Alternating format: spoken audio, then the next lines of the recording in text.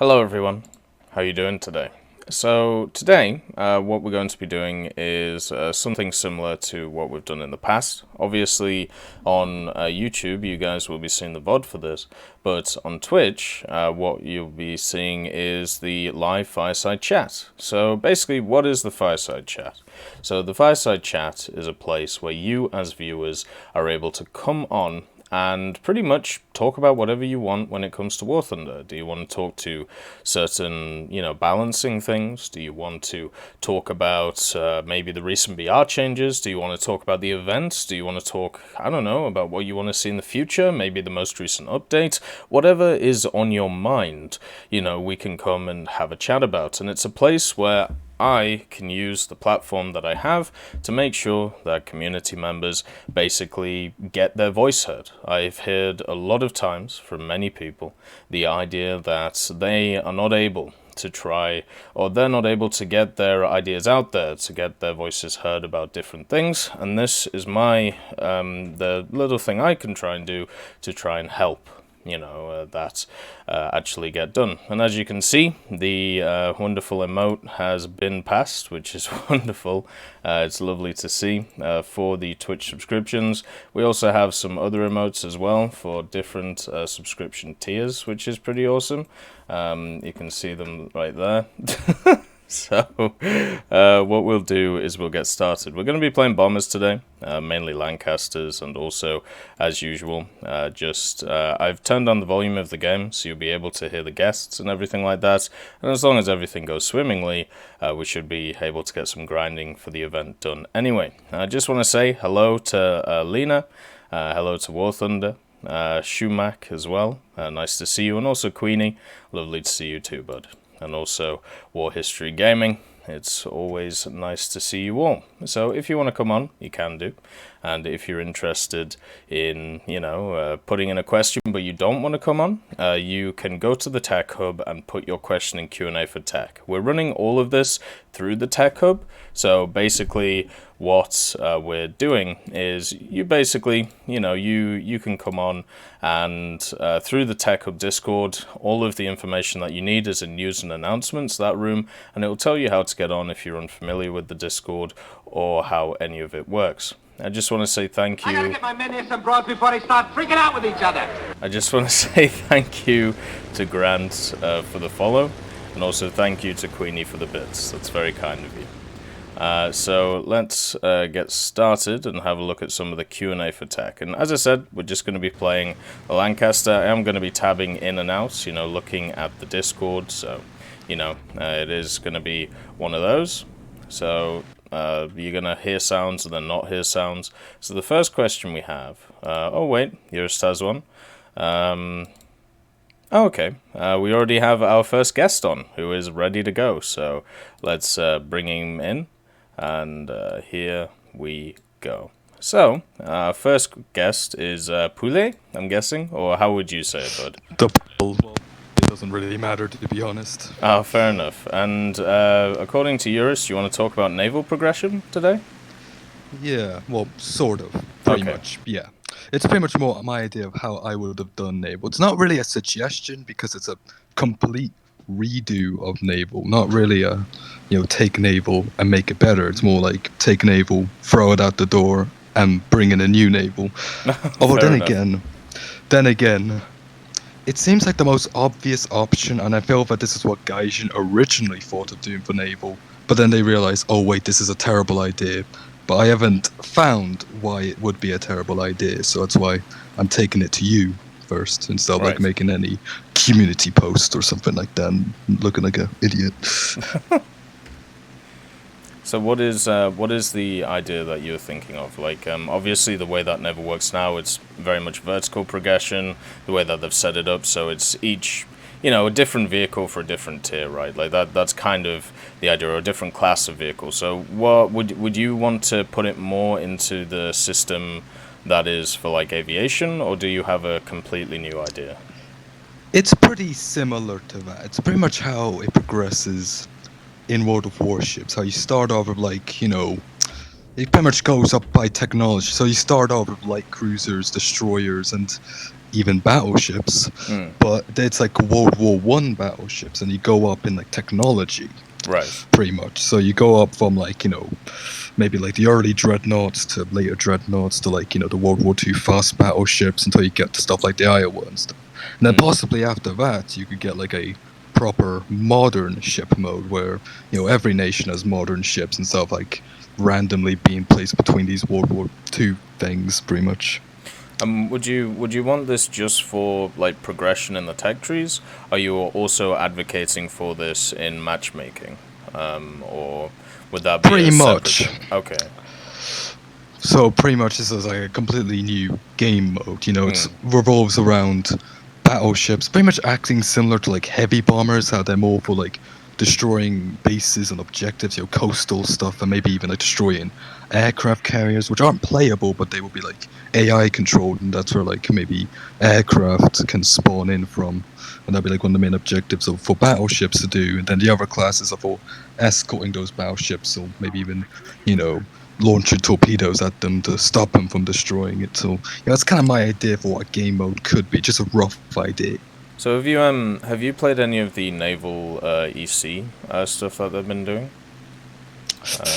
I've played the low tiers. I Right. haven't really gone up to the high tiers. Yeah, that's fair enough. To be fair, So- it does run very poorly on the original Xbox One. Oh, well, mate, like we're on PC, we get like 5 FPS right now on it, and then it just crashes out. So I've no idea what's going on with it.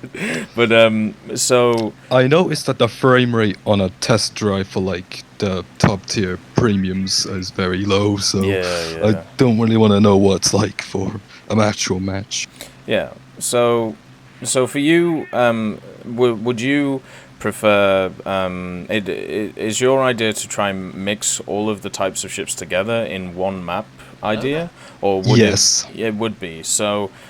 So for me, the main like thought, at least I always come to when it comes to this stuff is. The two thoughts is, first of all, when it comes to like players, I feel like most players would just want to play the battleships and nothing else. And how would you create a mode which would incentivize playing stuff like PT boats as much as something like a battleship? Would you do it through objectives, or would you do it through spawn point costs, or well, what do you think? What do you think you would do? I would probably not have PT boats in the same mode as battleships. Like, I think the smallest type of ship that would be in the same game as a battleship would be destroyers, and maybe Okay. some like like submarine chasers and those kind of like ships. No like PT boats or anything like Okay, that. let's take and instead of the PT boat, let's just say destroyers then. What would you do? How would you incentivize playing a destroyer over something like a battleship or a heavy cruiser, which, at least in the game right now, if we look at heavy cruisers, they annihilate destroyers, like, in at least the current system we have.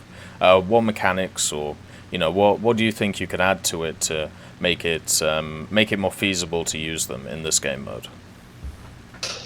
Basically, there'll be one thing would be a limit to how many types of a ship that can be on a map at one time. So let's say there could be a limit of like, let's say there's 15 players in each team.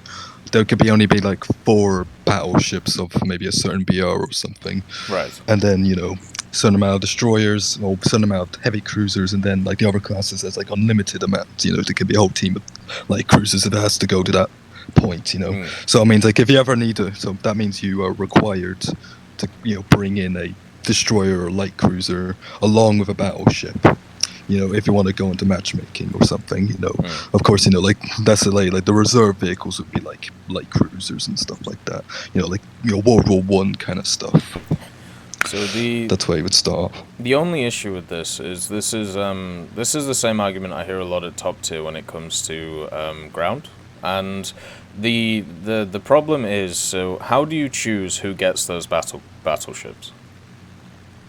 Whoever chooses, pretty much whoever gets in them first, or so whoever. That's actually a good question. Yeah, because you either do it two ways, right? So you either do it whoever loads into the battle first and can click the fastest, or you do it, you say, okay, with your lineup, you get to prioritize one ship, and that is the one that you will definitely spawn in the first, parts of the battle. But then, once again, we go back to the issue of, at least in my opinion, when we look at like high tiers, which is what that would be, I feel like the majority of people would pick battleships instead of anything else. So would there maybe a workaround that we could do? So maybe if one team is looking to spawn in like 8 battleships, then the other team can also spawn in 8 instead of having like a random limiter. Maybe it's to do with, maybe you have like a minute at the start of the game where people put forward what they want to play, and then the other team gets to match it in some kind of a weird coin toss scenario. Do you think that could work? Oh, that could work, Again, it's just kind of an idea, of course, Yes. I wouldn't really say this as a genuine suggestion because it's so big and requires so many new vehicles, and of course, you would kind of make the current mode pretty much removed, essentially, really. And also, yeah, pretty much. Although, there's also an issue that I encountered is, not all nations are equal, not all nations develop the same ships, Yes. Of course, Gaijin is in Russia, and Russia, really the only battleships they kind of developed, at least during like the 20s, 30s, or, 40s, I guess, would be, the Sovietsky Soyuz class, and that's pretty much it. So you would have a huge jump between, like the World War One, dreadnoughts, and then you go all the way up to the Sovietsky Soyuz. I mean, that could be solved by just simply, matching, Russia with another country. You never see Russia alone with, because or like you just don't have lineups between there, and you just have a lineup based around what would be Sovietsky Soyuz. Well, the way they solve it now in naval is that they just have full, true mixed battles, so anyone can be on any team. Are you in favor of that idea, or would you like to change that system? I would probably change that, where like it would be like naval, or no, be like air or ground. How like it's a rough allies versus axis. Of course, there'd be some nations that kind of be swapped between, but the rough idea, yes, would probably work like that. Okay, fair enough. Like, I can definitely understand that. So you talked about before, when it came to battleships, that you're in favor of this idea of giving them like secondary AI objectives, right? Like, basically taking out like pillboxes or taking out like land masses and stuff like that. How do you actually, so let's say you do this for each class of ship. So you set up some kind of PvE thing. So destroyers and light cruisers, there are convoys going around, so you can, follow them about and make sure that the convoys, stay around, and if they survive, then what you end up doing is, I don't know, you gain some tickets, or the enemy lose some tickets. Heavy cruisers, let's say there are just like a certain set of other ships that you have to defend, or a coastal battery that you have to defend. If you successfully defend it for so long, you end up, the enemy loses some tickets. So would you, how once you have sorted all of that out, so you've sorted out at least a little bit for everyone, how then do you solve the issue of the fact that you will have a lot of machines that will be going after AI targets and not necessarily fighting each other? Or would you be fine with that? Would you be fine with more of a PvE experience instead of a PvP experience? Of course, there's a lot of different game modes you could make out of this idea, and I could imagine that light cruisers and destroyers could, well, I'd imagine that you could have one team that's defending, let's say a convoy or these, coastal, bunkers and stuff, whilst the other team is attacking, and like there's a timer, and like whenever the timer runs out, the team defending wins, and if the team that destroys the bunkers, if the enemy team destroys the bunkers, they win, and imagine that torpedoes from destroyers and light cruisers would be able to damage battleships if they just kind of rush to these positions and blast away at them, and Yeah. so that kind of would incentivize them engaging at range, but then at that kind of range they would lose accuracy, let's just say. Okay, so it would be a PvE experience, but you would set it up in more of an attack defense idea. So obviously, it'll be the defenders would be much like they're trying to kill the attackers, where the attackers are trying to focus on like the AI stuff, basically, right? Like that's how you're looking to set it up. Because I could see that working in a general sense. Yeah. Go ahead. Sorry. Yeah, that would be what I was imagining. Of course, in this mode, you could also spawn in aircraft. Possibly from like maybe an airfield that's on the land, or maybe from like an aircraft carrier, which would be AI controlled. There'd be no playable aircraft carriers, but possibly those could be objectives too. For the enemies to deal with or whatever. So, in one of the things that so I've mainly played a lot of destroyers and also rank 1 and rank 2. I've also dabbled in the light cruiser area. So basically, the highest I've gone is about 5.3 in the game right now when it comes to naval. And one of the things which is incredibly dangerous, especially if you're on the defensive and you're attacking an offensive side, is planes. So, since War Thunder is always going to be a mixed conflict game, what are your thoughts on the addition of planes? Would you have them removed from the game mode, or would you have them in the spawn point system, or how would they be able to affect this overall issue? Because every time we talk about battleships can destroy these bunkers, all I think about is someone's going to get nuked in a destroyer. They're going to spawn in a bomber, and they're just going to go bomb the pillbox, right, or the bunker. So what would you do to fix that issue? I would say possibly the attacking team, or possibly that whole bomber issue you just mentioned there.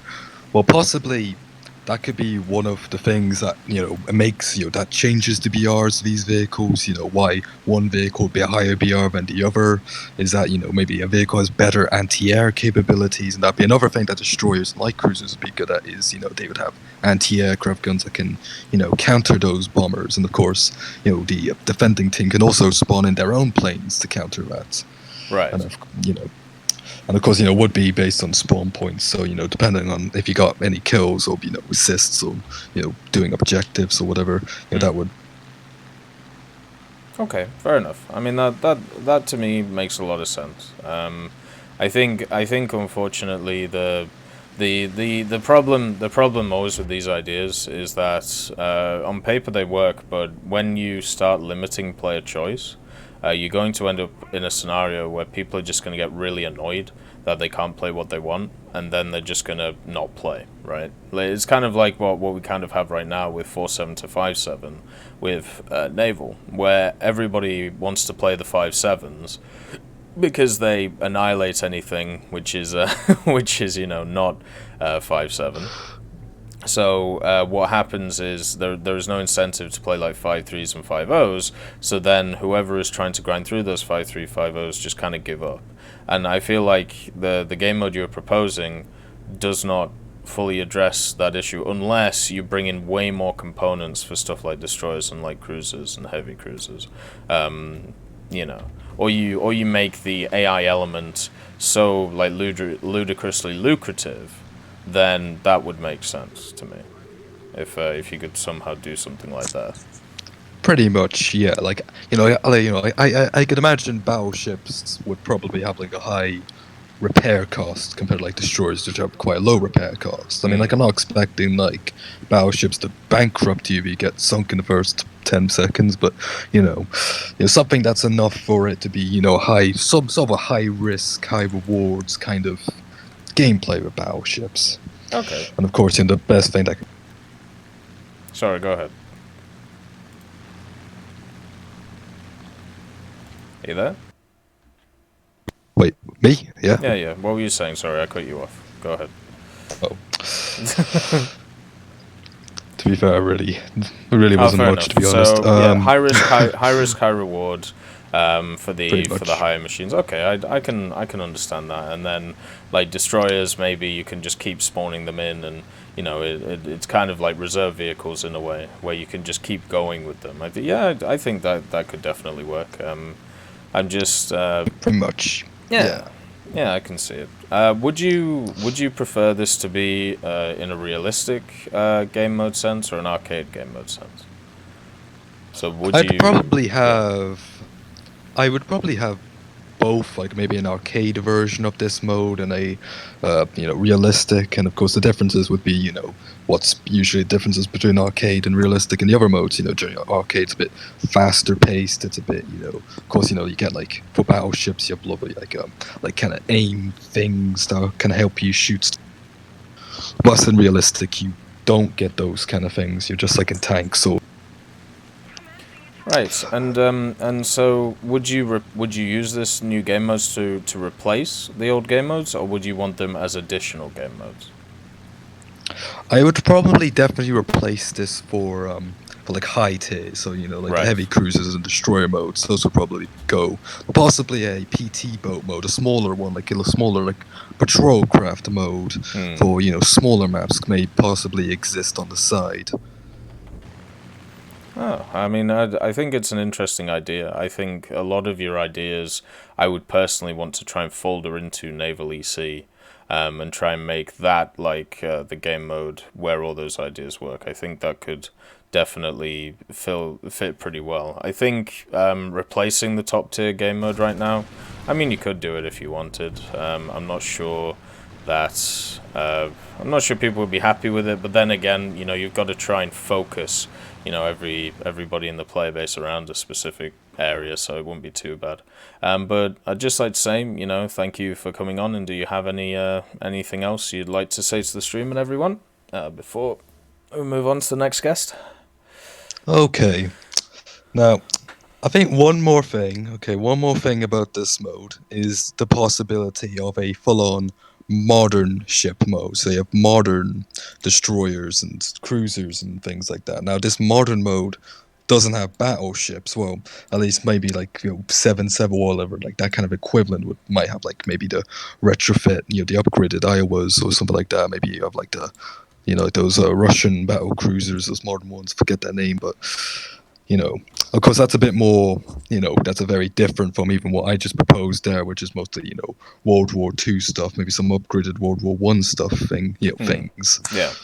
Of course, that modern one I haven't really thought too much about. I'm not really too familiar with modern ships, but of course, there's Well, to be ship-to-ship missiles and things like that. just as a last question, yeah, from me then. So, would you be okay with like the anti-ship missiles being in the game? Or would you I prefer think mainly just gunboats and torpedoes and stuff? Or I feel that battleships? missiles depends on how depends on how they're integrated. Of course, I feel that they would be like, ATGM vehicles. How, if they're moved in with, these battleships, which are, designed like, years earlier, and of course were never designed to counter those kinds of weapon systems. Yeah, it makes sense. Like, Like you don't want battleships to go the way of like the Mouse or like the up-tiered King Tigers, where they just get destroyed by missiles, where yeah. the armor becomes irrelevant, and so as long as they're like put in their own modern mode and not mixed in with World War II stuff that has nothing to counter them effectively, then yeah, I think it'd be fine in that kind of respect.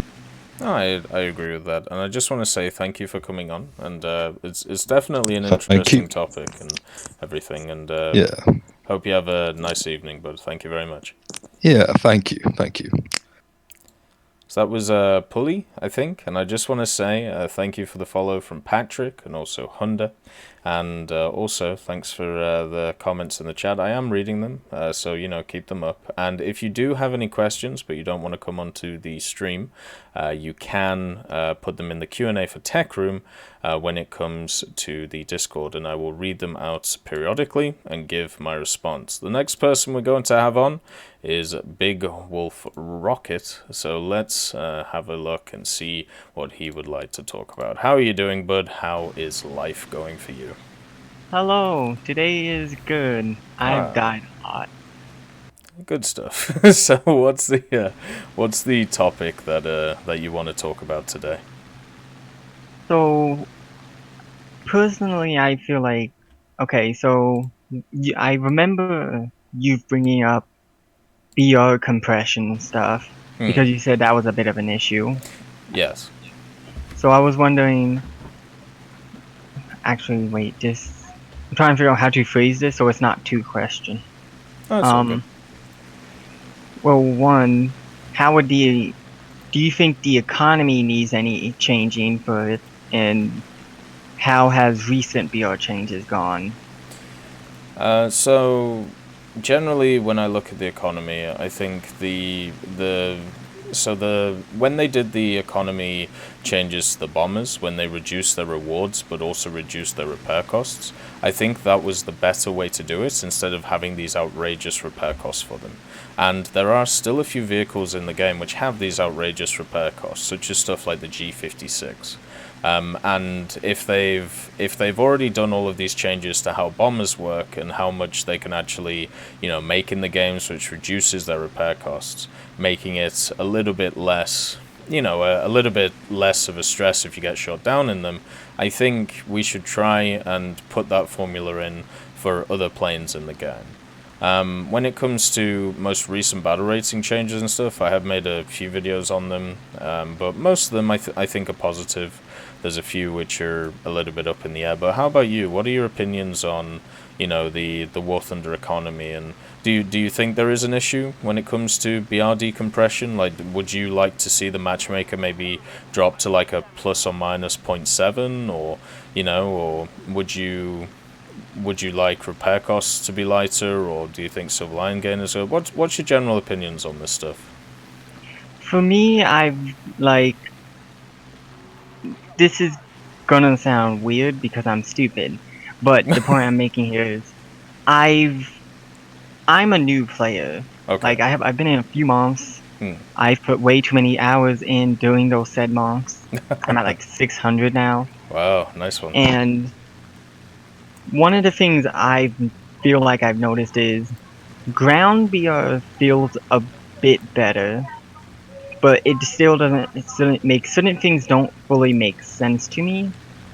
For an example is I've noticed that in planes, even though like regardless of my BR, if I'm at like for example I'm using the 4.0 Me 262, I sometimes get is weird because I've actually been put against jets. Right.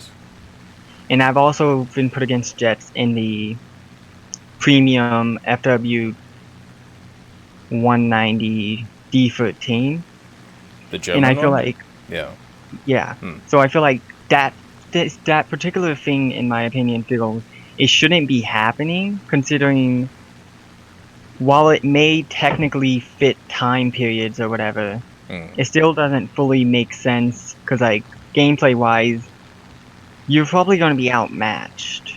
Hmm. Now, if you're a good player, you probably could hold your own. But I feel like for the majority of players, you're just going to end up outmatched. Right. I agree with you. What game mode do you mainly play? Just so we can get like a bearing. For air, I've Hmm. played it all. Right. Uh, I've recently I've been trying to get into RB and SB more often because I've discovered how that works. Hmm. And for ground, I just do realistic. Right. Arcade hurts my soul. Fair enough.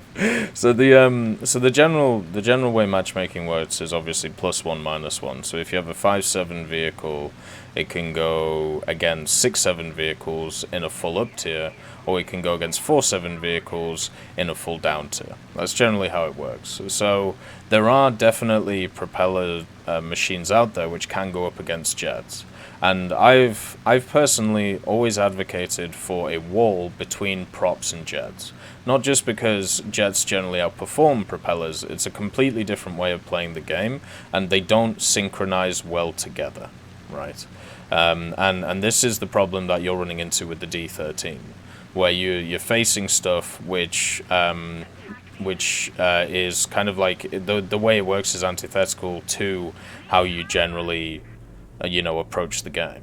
And one of the large things, at least for me, is identifying if you're in a full up tier or a full down tier, and then either playing aggressively or playing defensively around that, right? And I do agree with you that it is very demoralizing. Hello there. One of the ones for me was I used to play the Tempest Mark V a lot, and the Tempest Mark V is one of my favorite planes in the game.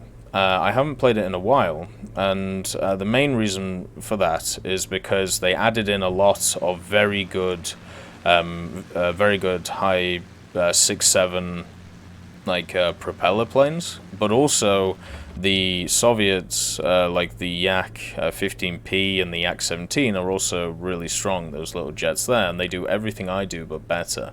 And it just became demoralizing after a point. And if you end up where you have a ton of people who are playing the same BR, so let's say you have like 80% people playing 6-7, but then only 20% people playing 5-7, then those people at 5-7 are going to get up tiered a hell of a lot more, right? Than you're going to get down tiered. And it's just, it's something I call the human element of matchmaking, where, people are going to play the meta. And if you're progressing through the trees, which is what it sounds like you're doing right now, it can really suck, at certain BRs. But I think the overall system is good. I do think tweaking it, like they do with these BR changes, is good.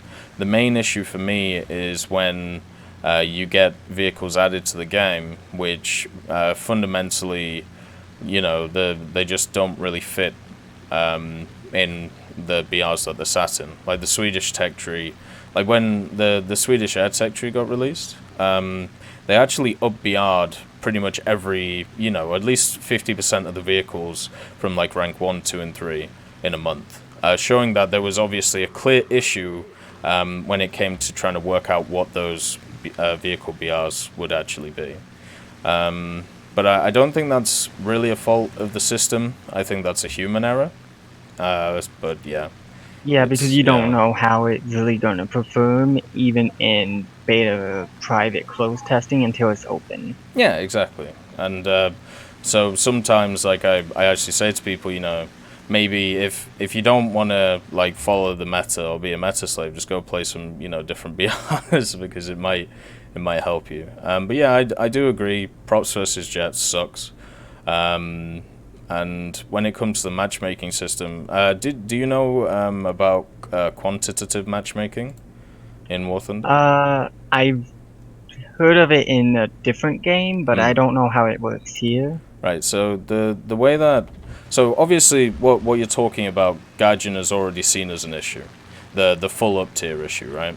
And what they did is they brought in a system a few years ago called quantitative matchmaking. And what it does is it means if you're in a full up tier, so let's say you're in your D13, which is, it's 5-7, right? I believe?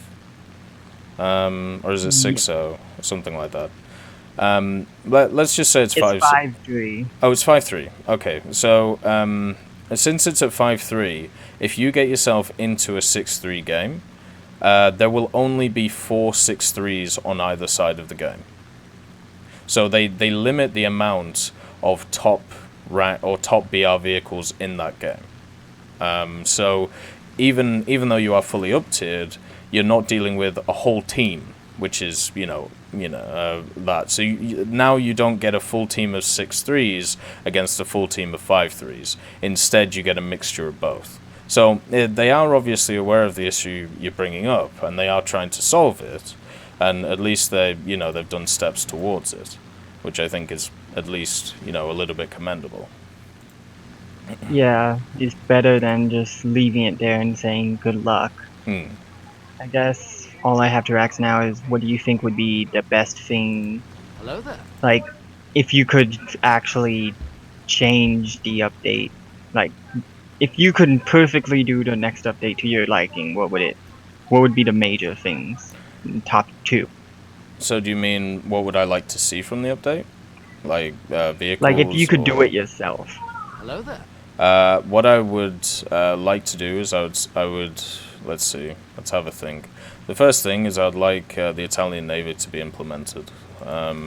I think, at least for me, as a person who's interested in rank 1, 2, and 3 ships mainly, and I've already ground out all of the rank 1, 2, and 3 ships from every nation, it would be really nice to just have some new vehicles, and generally the Italian Navy, they had a really interesting one, at least in World War II, and, you know, the interwar period.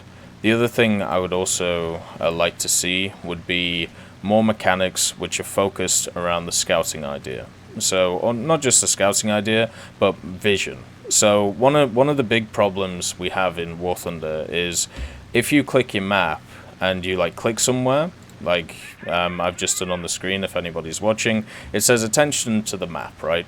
It doesn't tell you why you've said attention to the map. Like, I haven't, you know, I haven't said to an enemy player, you know, this is going over here. All I've done is just say there's something going on there, and I can't give extra commands. So what I would like to do is I would like to increase the radio messages from the game. If you press T on your keyboard, it like shows you a bunch of different radio messages, and I would also like to make the functionality better. So let's say if I click and hold on the map and go upwards, that means I'm going that way, or if I hold and down, that means I'm defending this area, or if there's a question mark, you know, someone's over here. You know what I mean?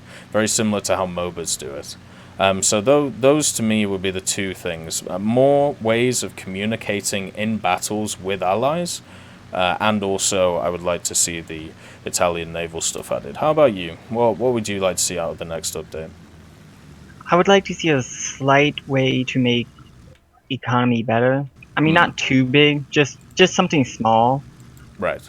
You know, just it doesn't have to be like, oh, now every plane earns at least 10 million or whatever. Just something small. So And wait, do you mean Silver Lions or do you mean research? I'm just Or talking both? Lions. Okay. Research is pretty decent. I mean, it can be a bit harder if you're not the best player. But, I'm trying to figure out how to phrase this. I've never been good at speaking. I'm the type that sits you're in doing the back great, of the bud. classroom. You're doing great. You sound much better than I do. Like it's wonderful to hear you, bud. So, besides the economy, I'm talking about like I'm mostly talking Silver Lions. Because for me, I've noticed, and a lot of the other people I know, we do decent. I mean, we're not like the 20 kill people we be seeing, but Yeah. if I've had a match where I got 6 kills, I had 5 cap assists because no one could hold a point. We won the battle, and I was doing spotting because I was in the German M31. Oh yeah. I lived the whole time. I only got like 15k, and I have premium. Right. So there was definitely something wrong, I feel. 15k in Silver Lions. Yeah. Yeah.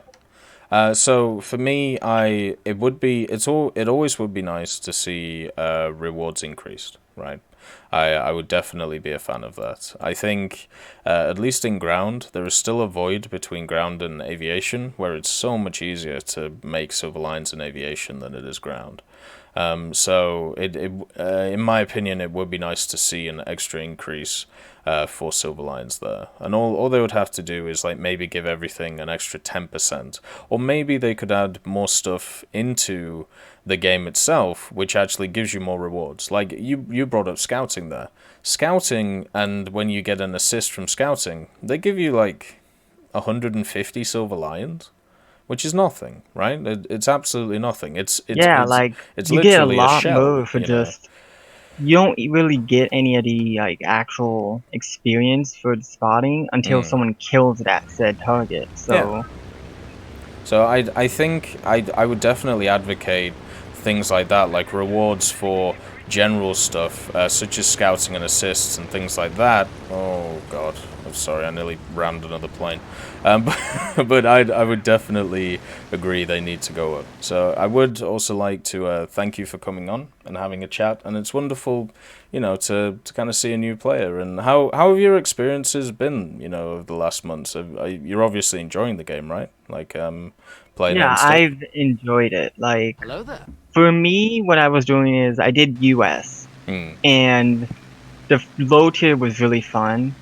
Like, I have fun with the stewards, the M22, sliding around like I'm in Japan or something. But Yeah. um, then I reached about the 5.0, 4.0 level, and personally, I couldn't feel the same fun I was having. Right. And originally, I also did Germany. For me, Germany was, I hated low tier. Hmm. So it was weird though, because I hated certain low tier. Right. Like, it was the 1.0 up to the KFC, the one where it was like the little Speedy Puma thing. Yes.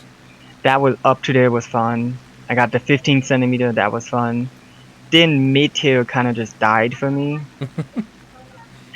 And then I got into high tier again, and all of a sudden I was going from like dying before I could get out of spawn, and I'm now doing like 2 or 3 kills if I'm lucky. Hmm. I'm still not great player or anything, but I have fun with it because for some reason with this mid tier 5.6.0s.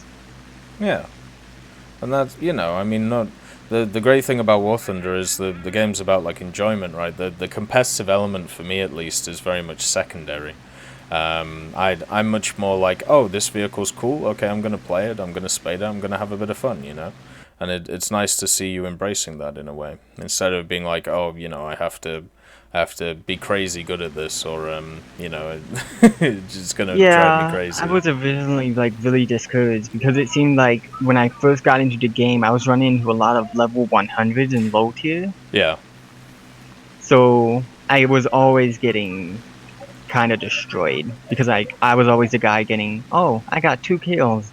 Oh, he has 50. Yeah. Like, it was just weird for me. Yeah. And but it wasn't like, for me it wasn't saying you were bad. I've gotten to the point where I can say, oh, I died. Okay, I shouldn't have died, but fuck Gaijin, I guess. Very PG Gaijin though. I'm not gonna.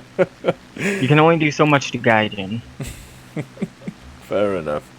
Well, as I said, it's been lovely having you on, and I just want to thank you, for chatting about your experiences and stuff. And yeah, just thank you very much. We're going to move on to the next one. Just keep it up, and as always, it's been lovely chatting. So that was Big Wolf Rockets, and if you're new to the stream and you're wondering what's going on, this is called the Fireside Chat. And the Fireside Chat is the way that community members can come on and basically chat about whatever they want War Thunder, give you guys a platform to be able to discuss anything you feel like. Now, if you want to learn more about how to get on or how to ask a question, you can type in !Discord in the message tab, and it'll give you a link to the Tech Hub Discord, and you can come on and share your thoughts about what's going on. I would just like to say thank you for the follows to Tally Ho, Canada Plays, Valentine, and also Ginger. That's very kind of you. Thank you very much. So we have some Q&A for tech questions. Let's see. Should the Challenger 2 get Gen 2 thermal optics? Yeah, sure, why not? I don't see why not, since other vehicles do also have access to them. Double or ice cap from Tim's. Cody, it's got to be an ice cappuccino every time. Jerry says, how's Canada? Ever want to go back to the UK again? That is a long question, but yes, I would. After spending a lot of time in Canada, I really enjoy it here. The economical benefits of being here are very large, which is great. Meaning that I can actually find a job, which is something in the UK it's definitely not easy to do. But obviously home is where the heart is, and my family is mainly in the UK. I miss them very much, especially around this time. So yeah, it's unfortunately one of those things. The next person that we're going to have on is Higgest Metal, I think is how you say it. But I also would like to say thank you for the follow, Parzival. That's very kind of you. So let's get on Oh my god! Like I looked at your name. Oh no, it's because Eurus spelt it wrong. I thought it was like highest metal, and then I had a look at it now, and it just says highest metal. I'm a dumbass. Anyway, how are you? How are you I'm doing? doing good. I'm doing Wonderful. good. Thank you. So, what do you want to talk about today on the Fireside?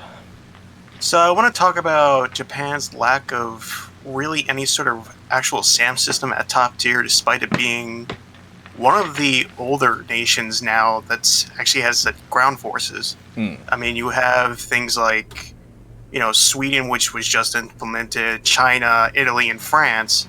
All those came in after Japan, but yet almost all of them except for China have some sort of SAM system. Yeah, it's definitely unfortunate, right? Especially for me, it felt like a real kick in the teeth when I looked at the Swedish tech tree and I saw that they had, especially after China came out, they had, the VEEC, they had the missile launcher, and they also had that like the CV-90 thing with the radar on it. But when we even look at China, they don't even have any radar guided AA, which kind of sucks. So at least Japan has something on that.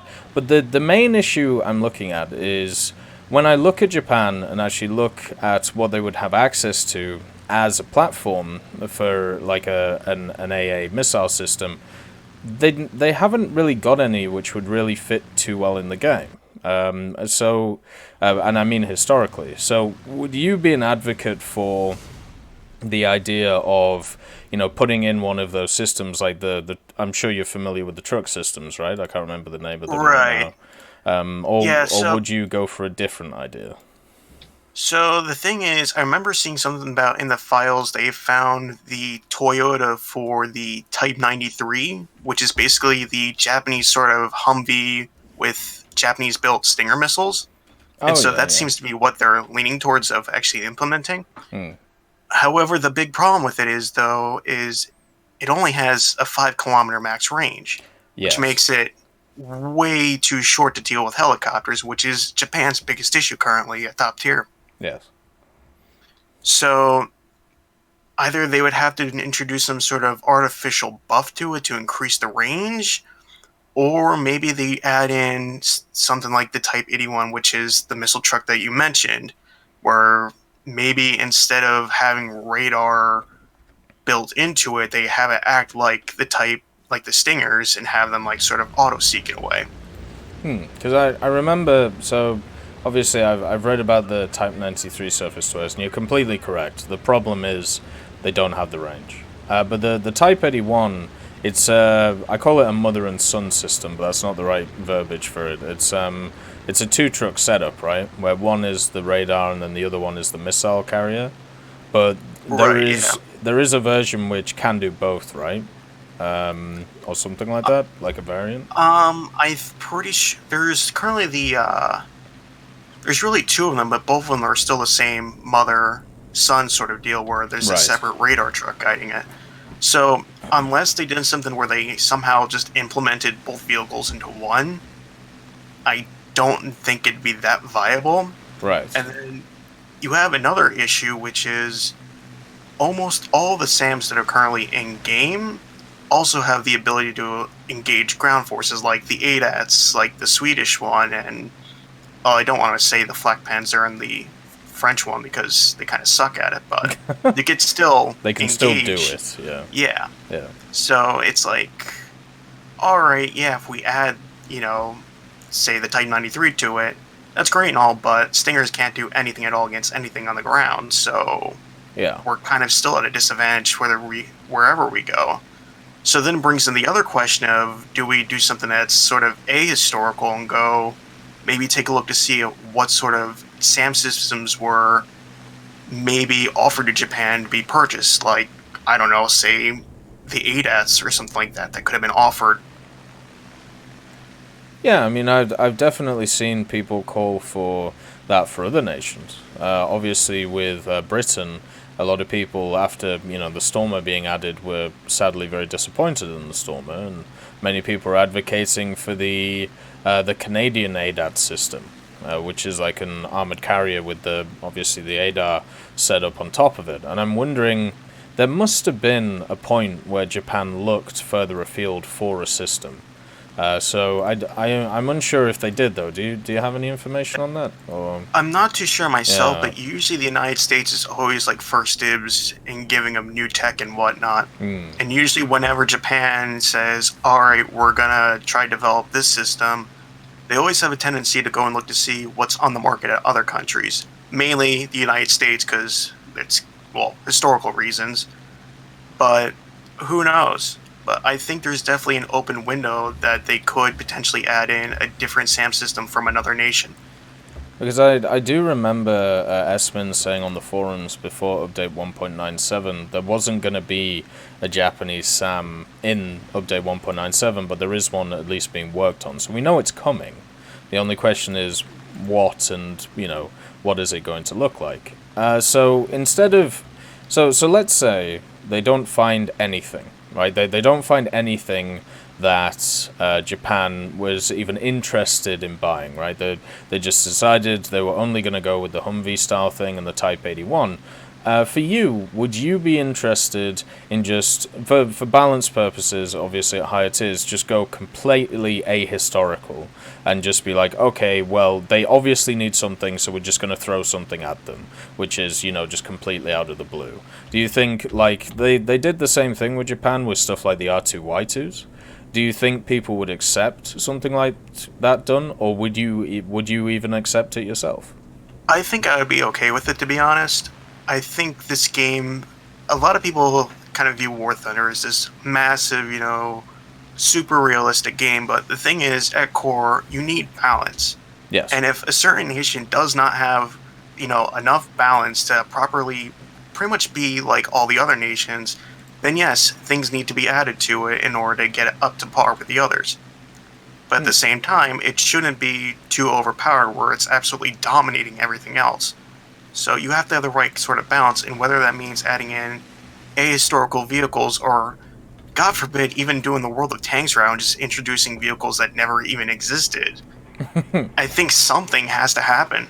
Yeah. What if... So here's the thing. So instead of... Because I know for a fact that this is true, I just don't know properly how you could do it.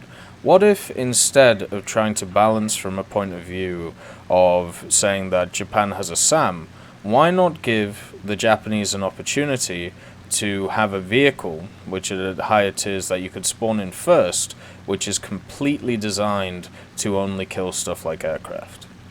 So instead of having a scenario where you are matching like for like, why not have a scenario which tries to match, their actual end goal, which would be to end aircraft. So there was a Saber. I don't know if it was a Saber dog, but it was something that the Japanese used, and it was just a Saber which had no guns in it, but it only had access to rockets, right, in its central fuselage.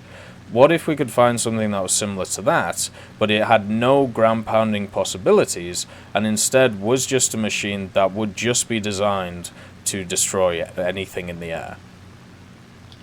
I would be okay with it, but the thing is, are you talking more specifically for like an aircraft just only doing anti-air duties, or are we talking also a sort of ground vehicle that can only do anti-air abilities? Well, for me, it would have to be... I think the ADATS is an abomination, right? Agreed. I think the fact that it can do everything is a problem, and a real big problem.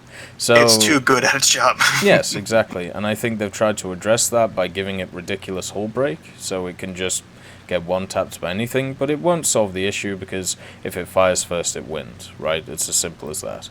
So, and it's also completely different to everything else we see in the other tech trees. I would much rather have a vehicle like you said, like the Roland or the Florak or even the Stormer, so only focused on anti-air, really, and not really focused on anything else that can maybe barrel or track units, but nothing else, and try and just make something that is completely anti-air, and just to add that in, right? So that's the way I would think of doing it, because if you try and find a multi-role machine, just give them an ADATS. you know? Right, yeah. And just say there was a random general or a random cabinet member of like their parliament who one day saw an ADAT, so therefore we're going to put it in the tree. Like just do something ridiculous like that. Yeah, I definitely think so. Because the problem is, not a lot of people play aircraft. So if you try to say off like, oh, well, just leave the anti-aircraft duties to aircraft, well, the thing is, not everybody, including myself, we don't really play aircraft. I think the highest aircraft I have is the, oh god, what's the biplane with the 37mm for the Soviets? I can't remember the name of it, but I'm still in the fixed engine sort of stuff, or whatever. Right. But, yeah, but, like, you can't bring World War II era aircraft up to top tier and expect it to deal with things like the Ka-50 and the Ka-52 and stuff like that. Because they'll just get immediately murdered from literally everything. Yeah. So what if they added in a reserve helicopter then? So you would have access to it by gaining rank 5 in the Japanese ground nation. Would you, and then instead of it being a helicopter, you make it some form of aircraft in that way. So you don't have to grind it, you would just have to buy it. I think that could work, but the problem is you're still going to have people that just don't like flying aircraft, so it's still not going to be a total 100%, yeah, totally on board with it. Yeah. I think we're definitely going to need something more along the lines of some sort of SAM system, regardless whether it be historically accurate or ahistorically accurate or just buffed. But regardless, something needs to happen. Yeah, fair enough. I think I do agree with you that something has to be done. The only question is what, and if we are going to what I would actually do, which is the bonkers idea, which I think no one will agree with, is I would merge the top tier of Germany and Japan into one big conglomerate. So then the Japanese would be able to use something like the Florak, and then all of these issues are solved.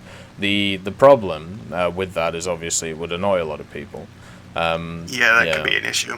But at the end of the day, it's the only way I see of solving the issue without going ahistorical. But if you're also of the mindset that I am, which is top tier in essence is already fictional because of the whole, the fact that the majority of vehicles are classified and we can't really, know a ton about them in certain areas, then yeah, I mean, why not just throw in something like an ADATS or, I don't know, a Japanese Tunguska or something ridiculous like that. Yeah, I mean, I've seen people talk about maybe adding South Korea to Japan, but that's just such a political mess to even do that I would never recommend doing that. Yeah, I wouldn't do that, and I don't even know if South Korea has a system which would even benefit them in that way. Like they have a system that's kind of on par with the Tunguska, where it has both guns and missiles on it. Right. But again, you can't really add that to Japan, otherwise there would be massive outrage within the entire Southeast Asia region player base.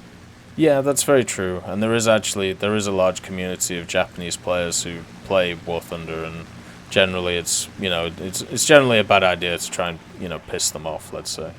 But yeah, it's not just Japan, but also like South Korea and China and stuff like that. Like, oh, very true. If you try putting Chinese vehicles in Japan's tree or something like that, this game would be unheard of in China right now.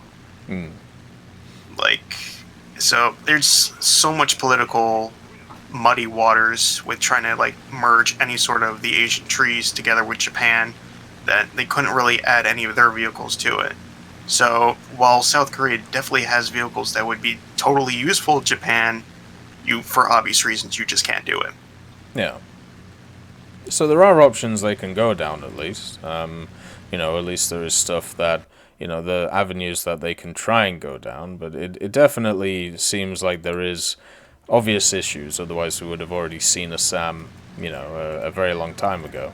So, do you think, so when it comes to other areas of Japan, for their top tier, do you think it's in a pretty good state when it comes to their MBTs or their planes or anything like that? The Currently, I think a lot of people have an issue right now is with the Type 90 and the fact that Gaijin kind of seems to refuse to say anything about its issues with its turret. Like, it's sitting super high up, but Gaijin just does not want to mention it at all. And even the Type 74, the turret isn't exactly, well, it's not as it should be. Right. The turret we have in game is actually more beefier than it is in real life, which it shouldn't be. But Gaijin does not want to acknowledge it at all, so it's like, alright, So fine, but... the turret on the Type 90 is too high, so it's... What do you mean? It's exposing its horizontal? The turret ring should not be seen basically from the front that high up. Right. It is basically a giant shot trap. The other issue is the fact that we have photos saying, well, not saying, but photos showing that there is definitely more armor on the front of the Type 90 than is currently in game. And yet, currently the Type 90 is the weakest MBT armor out of any of the top tier vehicles. So, something needs to be done to buff that up to at least be competitive in that sort of sense of it can actually survive the now nerfed heat shells or something like that. They'll probably just add in the Type 10 and just give it improved armor. A lot of people are wishing they would add the Type 10. I myself would like to see it as well. But the thing is, I think we also need to see more of the Type 90 variants as well first. Just so we can, just because considering the fact there's so many of the Soviet T-Series vehicles at top tier, you have X amount of Leopards up top tier and a whole army of Abrams.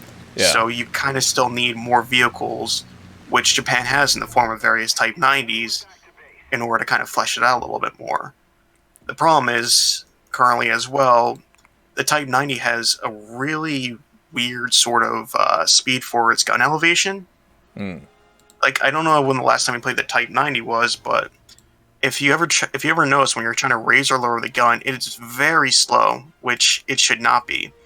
And Gaijin's reasoning for this was saying that they saw in a video of the tank being showed off by the Japanese Ground Self-Defense Force, but yet it was one of those parade sort of deals where they kind of do everything dramatically.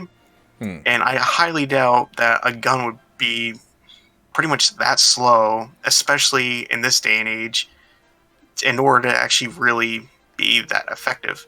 Because a lot of times when you're trying to, like, run and gun, so to say, or if you see an enemy real quickly, even though it has a stabilizer, because the gun is still trying to reach up or down at the time, it can oftentimes get you killed. Well, hopefully soon, just as, you know, when it comes to the Abrams and stuff like that, hopefully a lot of the information about these vehicles gets declassified, so therefore we can actually find out the true values of all this stuff instead of having to speculate on what's been going on. I would hope so too, but the problem is the Type 61 or 64 still actually has classified documents with it as well, and that vehicle has been out of service for like 10 years now. I think most, at least when I look at generally, like Sweden's a good example, right? So Sweden, their classifications when it comes to their vehicles, they last at least 50 years, even after service has ended. So that means that anything that was made or produced in the last 50 years is still classified in Sweden, and you need a court order in order to get any of that information. So I know for a fact other countries are similar. I'm obviously not entirely sure about Japan's situation, but hopefully at some point, you know, we can get access to that information so we can, you know, stop having to work, or, you know, stop trying to work out, you know, how much armor each thing has, or, you know, what the gun elevation should be. For me, it would be much better from a top tier point of view to use the balance argument instead of, you know, this is what it should be, because as we've seen in the past, Gaijin can just say, no, our sources say differently, thank you very much, you know, because, you know, it's all classified. But anyway, Right, yeah. it's been nice chatting about this, and hopefully one day, just like Japan, China can also get some form of, you know, top tier SAM AA. Do you have anything, or do you have any last words for the stream and everything? Or Nope.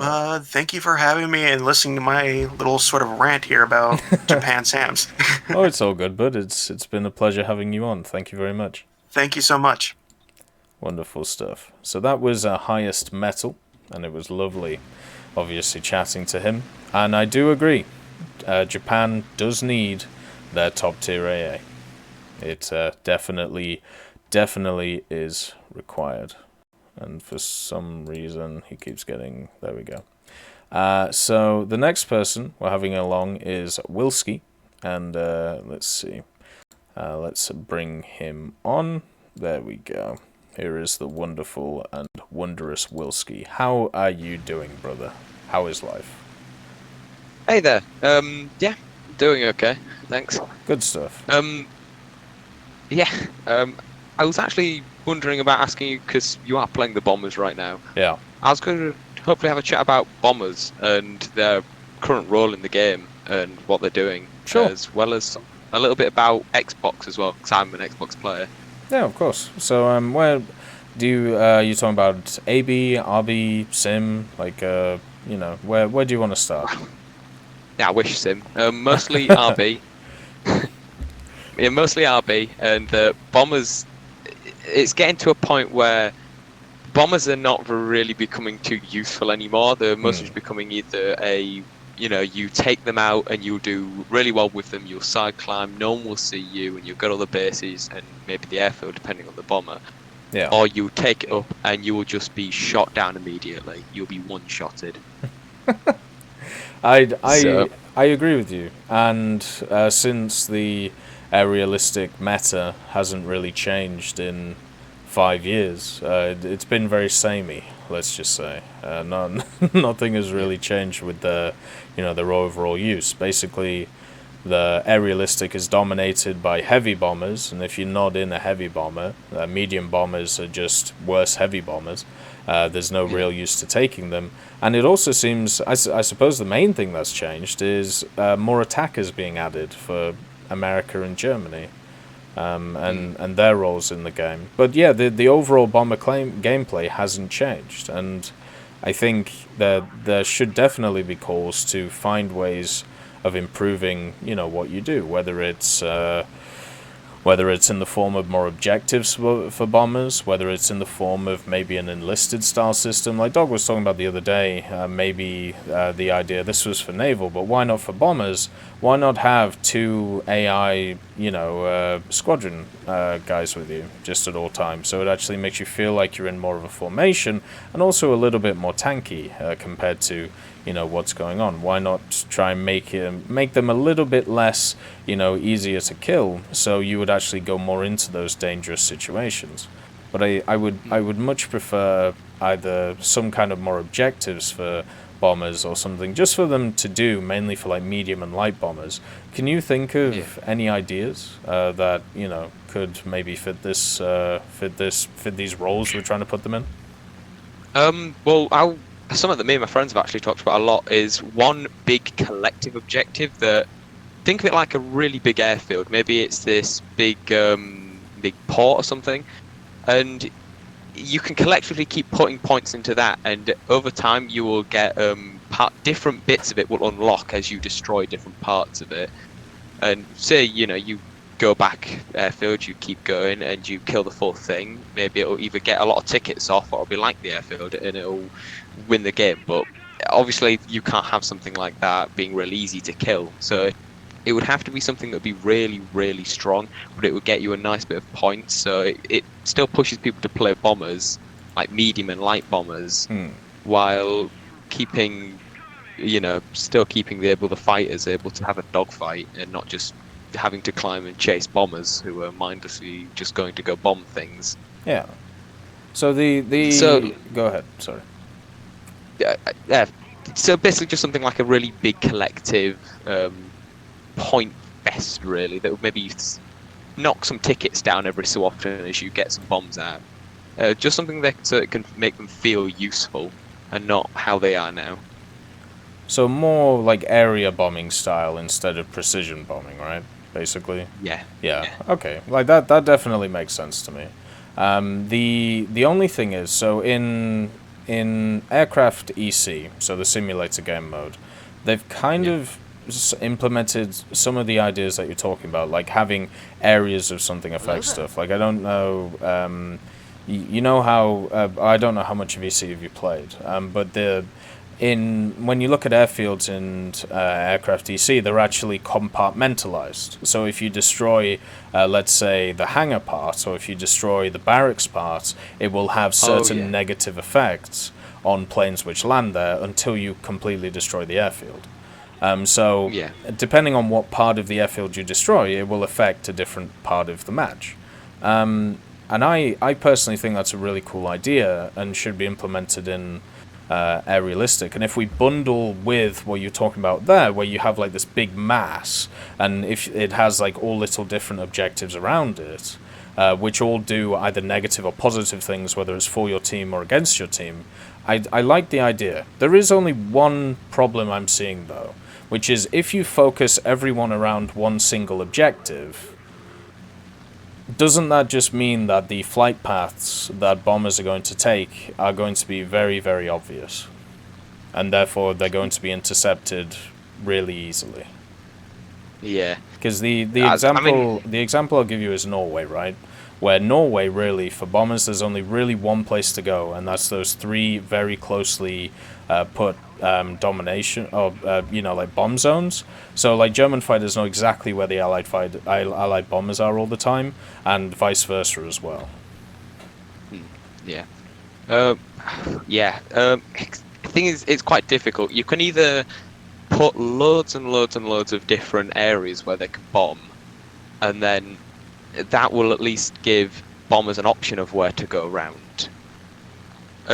Or you can just have that and, maybe I'd say give them a higher air spawn, but not something totally ridiculous, so that nothing will ever get up to it. Because we're seeing like Lancasters and B-17s, and 109s will be like 4,000 to 5,000 feet higher in it, and there's really just no chance, even if you do the max climb you can in those different bombers. So at the end of the day, they just kind of become this point fest for different fighters, like Dornier 335s. Those are a big one, actually, personally. Somehow they just managed to always get above the bombers in every game I managed to be in bombers. Well, they get a really nice air spawn. Like, they get the attacker air spawn, so that pretty much means that they can go up there real quick. I remember, there was a few people, like, this will be like 4 or 5 years ago, who were discussing this on the forums ages ago. The way to solve issues like that, if you want to just purely fix them, would be in the form of everyone having an air spawn at the same altitude. So therefore, fighters would be able to defend their bombers, and also, if they wanted to go on the aggressive, they could go on the aggressive. What do you think of that style of idea to try and help the issue that you brought up? Or would you still prefer there be, the airfield takeoffs at the start of the game? That's actually a really good point, but I think if you add that for certain different fighters, maybe like stuff like the F-82, for example, and anything that would be a good bomber defender, but wouldn't just take advantage of its air spawn to dominate fighters who would spawn lower. But you could have various different fighters that would spawn lower and various fighters that would have a chance of getting a bomber spawn, but not be able to abuse that to the point where all they become is just a better fighter than the rest of the team. Yes. Yeah. But then again, that's pretty difficult at the end of the day, because there's different planes that will do real well in different roles. It's rough, isn't it? It's because there's so many options in War Thunder. It's very hard to try and juggle them around. Like, I feel like with the air spawn thing, if we do that, then that'll make high altitude interceptors ridiculously broken, right? Or even if you have like those high altitude interceptions, what is stopping a bomber not just zero throttling down and just going really low to the ground? Or like turning around and doing that. It's really God, it's really Yeah. it's a good idea, but you know the problems with it have to be solved as well. Yeah. Yeah. One thing that I think they probably could do for the bombers is implement a better damage model, because at the moment they feel they're just being ripped apart too easily. Yes. Yes, I agree. And they just don't feel like how bombers should do. And you'll get like a 109 with a 20mm who will just rip the wing off a B-17, or the tail will just come off after a few shots put into it. I feel like if they give it a little more power into it, but not make it so that you're going to have to just keep putting rounds and rounds and rounds into it to kill it, because nobody wants to do that at the end of the day. Yes, I definitely. So I've been playing, I've been casually playing bombers the last few days just to like grind the event passively, and what I have personally found is because of the fact that these bombers are incredibly weak when it comes to their overall damage model. Like if a plane sees me, I die. It's as simple as that. So I have to play in a way that passively means that I have to stay away from every enemy and hope I never get spotted. Which is, it shouldn't be how this works. Like, it just shouldn't be. Yeah. Because then you just got called a space climber and whatnot, and then people just get annoyed at you. And at the end of the day, what else can you do? You know? Exactly. You don't space climb, you die. Yeah, so it would be much better to increase the amount of damage that they can take, or either reduce the amount of damage specific guns do, because I can already tell you which guns it is. It's the 30mm from Japan, it's the 20mm from the Germans, and it is also the 50 cals when they're incredibly concentrated, or the 20mm from the Americans. If you just reduce the damage out of those three, or if you improved the armor, or improved the values between, let's say, the fuselage and the tail, that would help exponentially the majority of bombers, whether they be medium, light, or heavy, you know. Yeah, oh, definitely, yeah. A thing that actually goes on to bombers is, I feel like bombers are in the same situation as high-tier heavy tanks for ground abbey. And this is a personal opinion. I was really just interested to see your thought on this, but heavy tanks that are put at tiers like 8-3 and 7-7, who are facing like APFSDS and EPFIN, and tanks that rely on their armor to do decent. Some examples being the IS-4, the M103? Yeah, that's it. Yeah. M103. There's vehicles like that, and in my opinion, the new Object 279, because I've got it, and it just doesn't feel very good at its tier, because it would just be eaten by APFSDS at its tier. Yes, I agree. The problem that high tier heavy tanks have is, and unfortunately, a problem that history also had, where the heavy tank idea didn't kill itself. What killed the heavy tank ideas is the development of just better weaponry. You know, the Heat FS, APFSDS. These are the ideas that flawed heavy tanks, and also the economical value of, you know, the heavy tank, how it was way too high. One of the last nations to create heavy tanks was the Soviets, and even then they realized by, I think it was like the 60s or the late 50s, that it was just a non-starter. And then they started working on, you know, the T-64. The main thing when it comes to heavy tanks is, at high tiers, they are incredibly good if they are top tier. So an M103 fighting at 7.7 is very powerful. An IS-4, the same way. An Object 279, just released, or an IS-7, very good at 8.3. But the moment they get up-tiered in any way, they get annihilated. And I think the way to address this balance would actually be to, first of all, give them access to artillery, which I still don't understand why they don't have access to. And then the other one would be to, when they're in when they're in anything which is a form of up tier. So let's say a 7.7 at 8.0. give them the same spawn point cost as a medium tank instead of higher. And that would help exponentially for these vehicles. And yeah, but yeah, I agree. As you go up in heavy tanks, they get worse and worse and worse in their usability. Yeah, because that was the reason for the removal of the mouse at the end of the day. You Yeah. put it too high, it becomes pretty much useless. But if you put it too low, it'll just dominate matches. Yeah, exactly. Yeah, it's a difficult one to balance with heavy tanks. And yeah. So what were But- the Xbox things you wanted to talk about, or the integration? So with Xbox, we've been wanting, me and so a lot of friends, a load of people on Xbox I know, we've always wanted simulator battles. We've wanted them for so long. Yes. And I don't know if whether this is a thing with Microsoft or the servers or something that's not in Gaijin's, range of dealing with. But we haven't had squadrons. We haven't been able to have simulator battles. Therefore, we can't participate in World War mode, despite what people think of it. And it's just feeling like we're always at a disadvantage because we can't access the market, which obviously I don't think Gaijin can do much about due to Microsoft and how they want things done.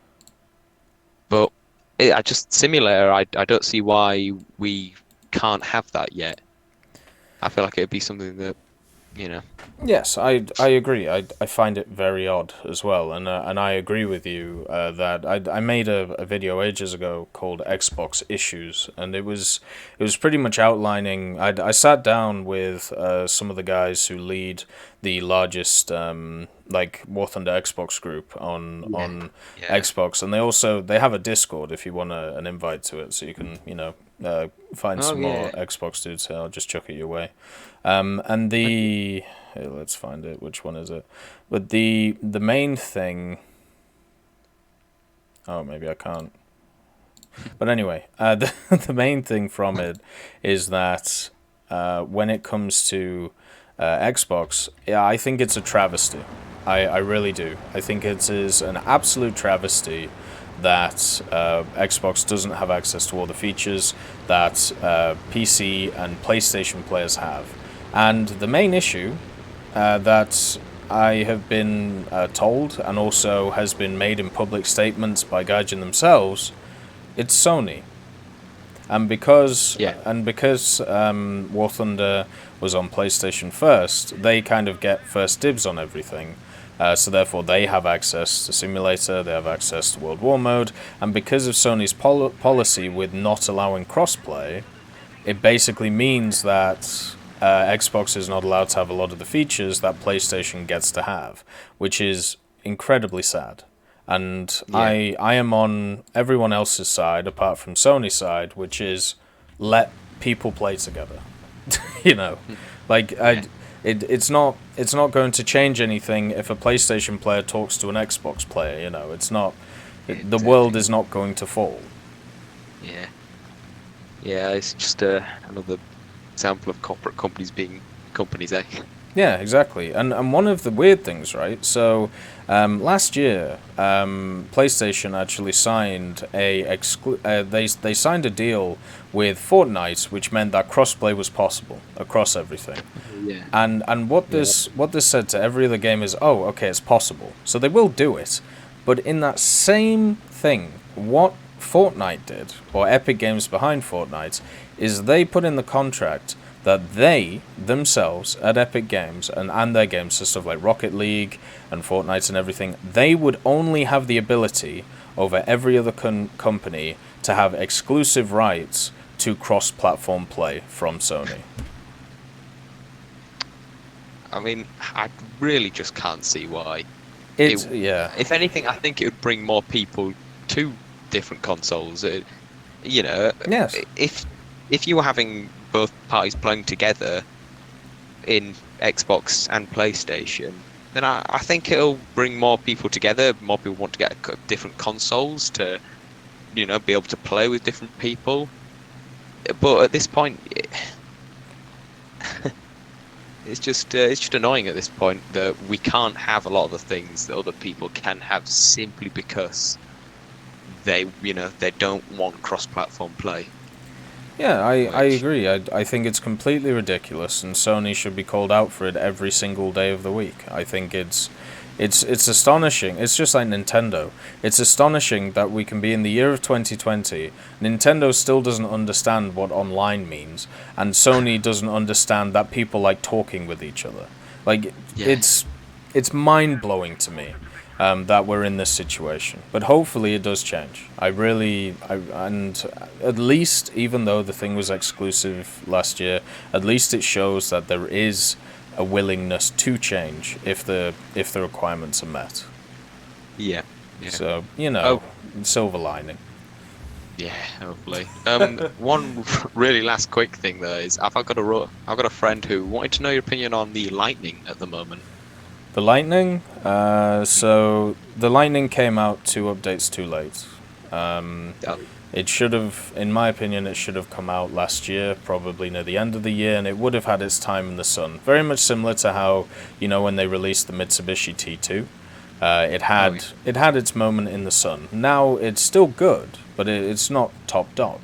The Lightning, because it's come out now, it is not good enough against the top tier jets that we have, and therefore a lot of people are very annoyed about it. But then again, that's just how it was in real life. It was a machine which was, if you want a physical representation of what the Lightning was designed to do, it is a dude throwing a dart at a dartboard. It is designed to get from 0 to as fast as it can, as quick as it can, to intercept whatever it has and to hit it in the face, right? And that thing it was hitting was these these high altitude bombers, or that's what it was supposed to be. So it isn't really a surprise that it's a vehicle which is not doing so well against a lot of these planes which are designed to fight fighter on fighter. 'Cause it's not in its ideal scenario. So I understand the frustrations. I am also personally frustrated because of the fact it came out too late, but not at its current iteration that we see in the game. It would be nice to see the F3 as well. That's another thing. Oh, the channel kicked you out? Oh dear. Wait, where did he go? Oh, maybe I can bring him back. I don't know where he's gone. Yeah.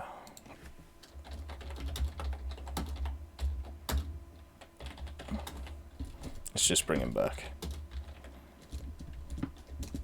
Yeah, if you want to come onto the stream, you are able to. Everyone is available to join, as long as you have a pertinent question and you don't have a crazy mic. It should be okay. Right, let's get Wilski back in. Fortunately, I think he dropped out, but here we go. We got Wilski back. So, what did you miss? I apologize for that. I don't know what happened. Don't worry, I've got the stream up. The second something happened, I just put it full. Oh, okay. Yeah. It's good points actually on the Lightning. It's like one of the a lot of the new vehicles that come out. They come out a little too late, really. The Lightning is being the biggest one. Is that it should have just come out with the T2 and the MiG-19. I think it'd be all right, but I don't know, because I don't think it's like broken. Like I don't think the Guardian have purposefully nerfed it so it's bad. I just think it's that it doesn't fit the meta of all the other vehicles that are currently in the game. Yeah, exactly. It's got the Javelin issue, where the Javelin is a really cool and interesting aircraft, but it was designed for a specific purpose that it cannot fulfill in the game. So exactly, yeah. Now it's just a flying, Dorito that can do nothing else. And also one of the major issues with the Lightning is the fact that the British just screwed up on their air-to-air missile design. Sorry, they didn't screw it up, but it's just not like it's once again, they're designed for different things. Like the red tops are completely designed differently to stuff like the sidewinders, like what they're supposed to do, and that limits it a lot as well. But hopefully we get something like the Lightning F3, or one of the Lightnings which isn't as fat, I think is the way to put it. So maybe it's a little bit more maneuverable, but we'll see. I think that'd be good. Yeah, I still think it's a beautiful aircraft, and I'm very happy to see it.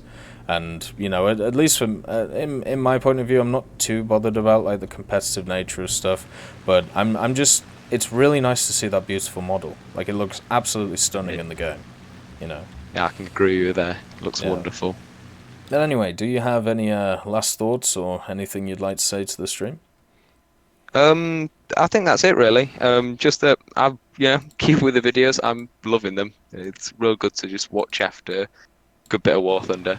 So, well, thanks a lot, bud. Yeah. And make sure to check out that Discord. They're lovely over there. Just have a chat with them. Anyway, thank you very much, Wilski. Right. I'll talk to you later. Thanks. See ya. Wonderful, wonderful Wilski. And yes, he is completely right about the Xbox issues when it comes to War Thunder and how it's different to other games. Hopefully at some point it will be changed, but unfortunately today is not that day. Maybe in the future we'll see some movement. Now, let's get on the next person. Oh wait, so we do have a few more questions. The British should add in the Challenger 2 Megaton. I'm guessing it's supposed to say Megatron. This is from Mr. Xenoman. Into the game, or one of the super upgraded versions of the Challenger. Fair enough. I mean, why not? Sad Boy says, comparing War Thunder from now to War Thunder in 2012, what do you think the next 8 years are going to look like? Mate, the game in 2012 is completely different to what we see now in every single way. I think what we see is a push into VR. I think we see a push into mobile gaming. I think we see a push into faster, quicker game modes. I think we get a push into, obviously, modern aircraft is a very large one, and even maybe some future stuff. Like, 8 years is a long time. Think about where you were 8 years ago and the amount of stuff that can happen over that period of time. It's kind of a crazy thing. But yeah, I think eventually they'll toss out the idea of not having paper vehicles and just throw them all in the game. And yeah, they'll do some crazy things.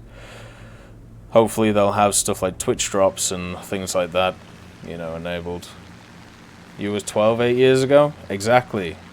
Completely different time. Anyway, thank you for the follow, Mr. Blade, and also Lex. That's very kind of you. And we will get our next person on. Let's see. Right, so we shall get on the Rock Boy. So, hello Rocket, how are you doing today? And what would you like to talk about? I'm doing wonderful. I would like to read a poem to you called Y'all really balanced the jumbo into 5-3. Okay. Alright? Wait. I need to turn you up. God, here we go. Right, I'll turn you up a little bit. Right, there you go. Fuck off, Gaijube. Its 75mm APCR can't even penetrate its horizontal drive, and the turret cheeks are up in the air on whether it will penetrate or not. And don't get me started on actual damage. It's a heavy tank that can scrap with the Tiger II, and it was fine in 5.0. At least there could have a fair chance against the Tiger I. It can't penetrate any piece of its frontal armor, and yet the Tiger II can penetrate the turret's gun mantle at 2,000 meters, the thickest piece of armor on the whole goddamn tank. Not that you would know. With APHE, not to mention that the rest of the tank's armor can't even think about blocking the shell. Oh, but you'll see it every once in a while. I played 6 games a day, and every game I encountered a Tiger 2P at BR 5.3. Y'all fucking wonder why the player count is nowhere near the amount of accounts that have been created. I'm dead ass about to drop this game again because y'all focus on profits and not balancing bug fixing or quality of life improvements. It is. I can't get It is truly a. Wait, it's not over. It's still going. Well, I'm reading this whole thing off of Reddit. It's truly. High tier is the only thing you focus on, and it's fucking garbage. Lower BRs continue to be ruined because haha meme car and other fucking other fucking automatic 37mm and 20mm vehicles that saw limited use. World War II is the best BR to play at because it's fucking enjoyable. 4.0 and 5.0 is the only good BR to play at because you didn't fucking touch it forever. And here y'all go. You can't even grind the British tech tree because fucking 120mm autoloader with a reload of 1.2 seconds has ruined it. Meanwhile, Germany and Russia sits unchecked and dominate most, if not all, of the games at higher tiers, and sometimes even lower tiers. I'm so fucking mad because this is the only game of its kind. Shut the fuck up, World of Tanks isn't anything like World War Thunder. And you abuse it because if someone wants a similar experience, they can't fucking get it.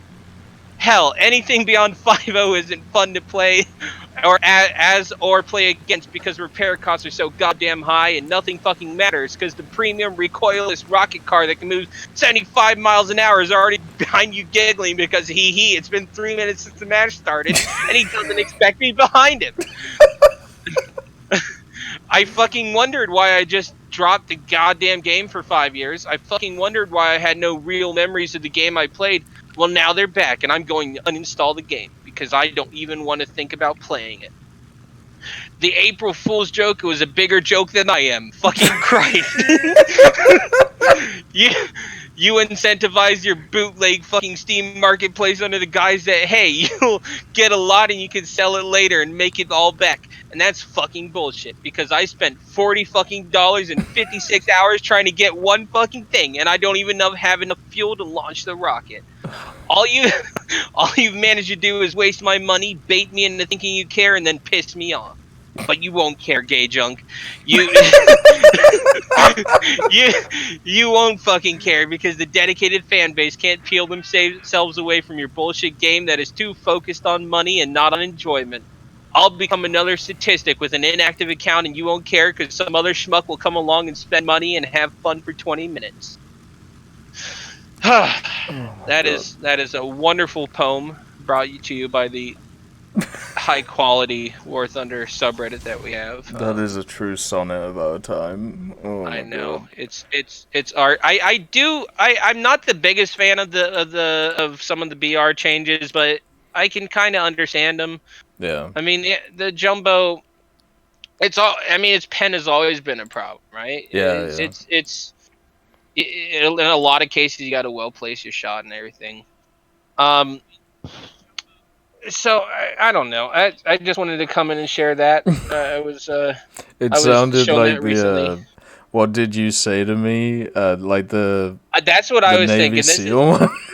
This is a copy pasta. Yeah. What did you fucking say to me? I'll have you know I graduated from the top of jumbo class.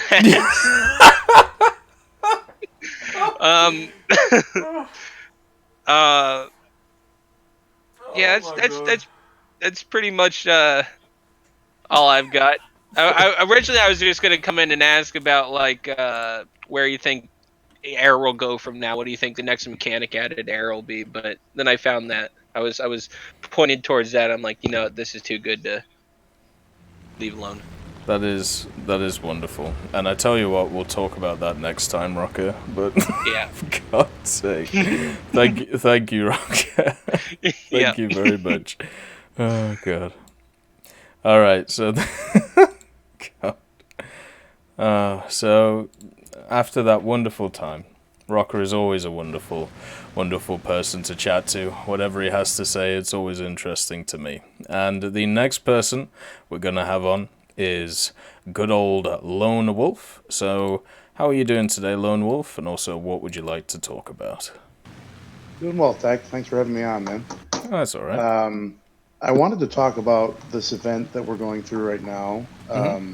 Obviously, trying to do the space race and all that, and the correlation that it has to the current world pandemic. Do you suppose that this was brought on maybe earlier than intended to fill the gap for the people now stranded at home? Yes, I do. If I'm honest. So the reason why I say that is if you look at last year we had the Alien event, the spaceships and stuff, and then I think on the 11th of April came the Battlefield Engineer event, right? And the Battlefield Engineer event was the War Thunder event where you could build the Macarva, the I-180S, the one which was completely rigged against the player. And Absolutely. yeah, so that one. And that went from the 11th of April till the 22nd of April. So what they did was last year they had their April Fool's event, and then afterwards they had the Battlefield Engineer event. Normally Gaijin doesn't cross events. They don't, bring them over each other. But this time they did, which is really weird. So I will agree, I do think this thing was brought forward because of, the world situation we're in right now. Uh, do you feel that this event is well rounded? Do you think that this event works well for the player rather than? No. If I'm going to put it straight with you. For me personally, the event itself, the core elements of the event, I really like. I like the idea of putting together, like basically looking on the screen, seeing like a blueprint of a vehicle, building each part of it and putting it together. I thought when the IS-7 event came out, that was kind of revolutionary in my mind, and I see that idea and want to take it and put it in so many different things. Where even like researching a vehicle, wouldn't it be kind of interesting if you research, let's say the chassis and then the turret and the tracks and stuff, and you just see it coming together in the hangar? I think that would be awesome. But the fact is, with this event, you have all that stuff, which is great, but the fact that they have to add in the limiting factors, the maximum amount of boxes that you can earn, the maximum amount of fuel that you can earn, which makes it so there is no way you can actually get all of the vehicles in this event, is disgusting to me. It is disgraceful, because it is preying on people's wallets, it is preying on people to use the marketplace, and I really dislike the fact that this really cool event idea is being, is having to be subjected to that just to get, just to push people to use the market. And also, a lot of our community, in the form of PS4 players and Xbox players, do not have access to the market, so they get Right. doubly I'm an screwed Xbox about player this. myself, Exactly. so Yeah. I'm having to play a lot more than I'm even able to, really, to try to even just to get one of the vehicles out of this challenge. Exactly. So yeah, I totally hear you what you're saying on this. Like in my opinion, it is. If you're gonna have an event which is designed to be centered around a system, you need to make sure everyone has access to that system, and that's not what we see right now. And it's my main critique of the event, and I will never like these events until that is ratified. If they make it like the Operation Shipyard event was getting there. So Battlefield Engineer event, as I said, it was rigged. It was completely rigged. Against you being able to build all of the vehicles. Operation Shipyard, they at least gave you an opportunity to get all the vehicles. What you could do is, if you got all of the first place wins, which was very hard to do, but there was at least a chance that you could research all of the vehicles. This event, once again, we are back in that old idea of the Battlefield Engineer event where you can't get all the vehicles, and that makes me incredibly sad. I don't think people should have to pick and choose, especially if they have the time. I don't think they should have to pick and choose what they want to go for. I think everything should be available, to them.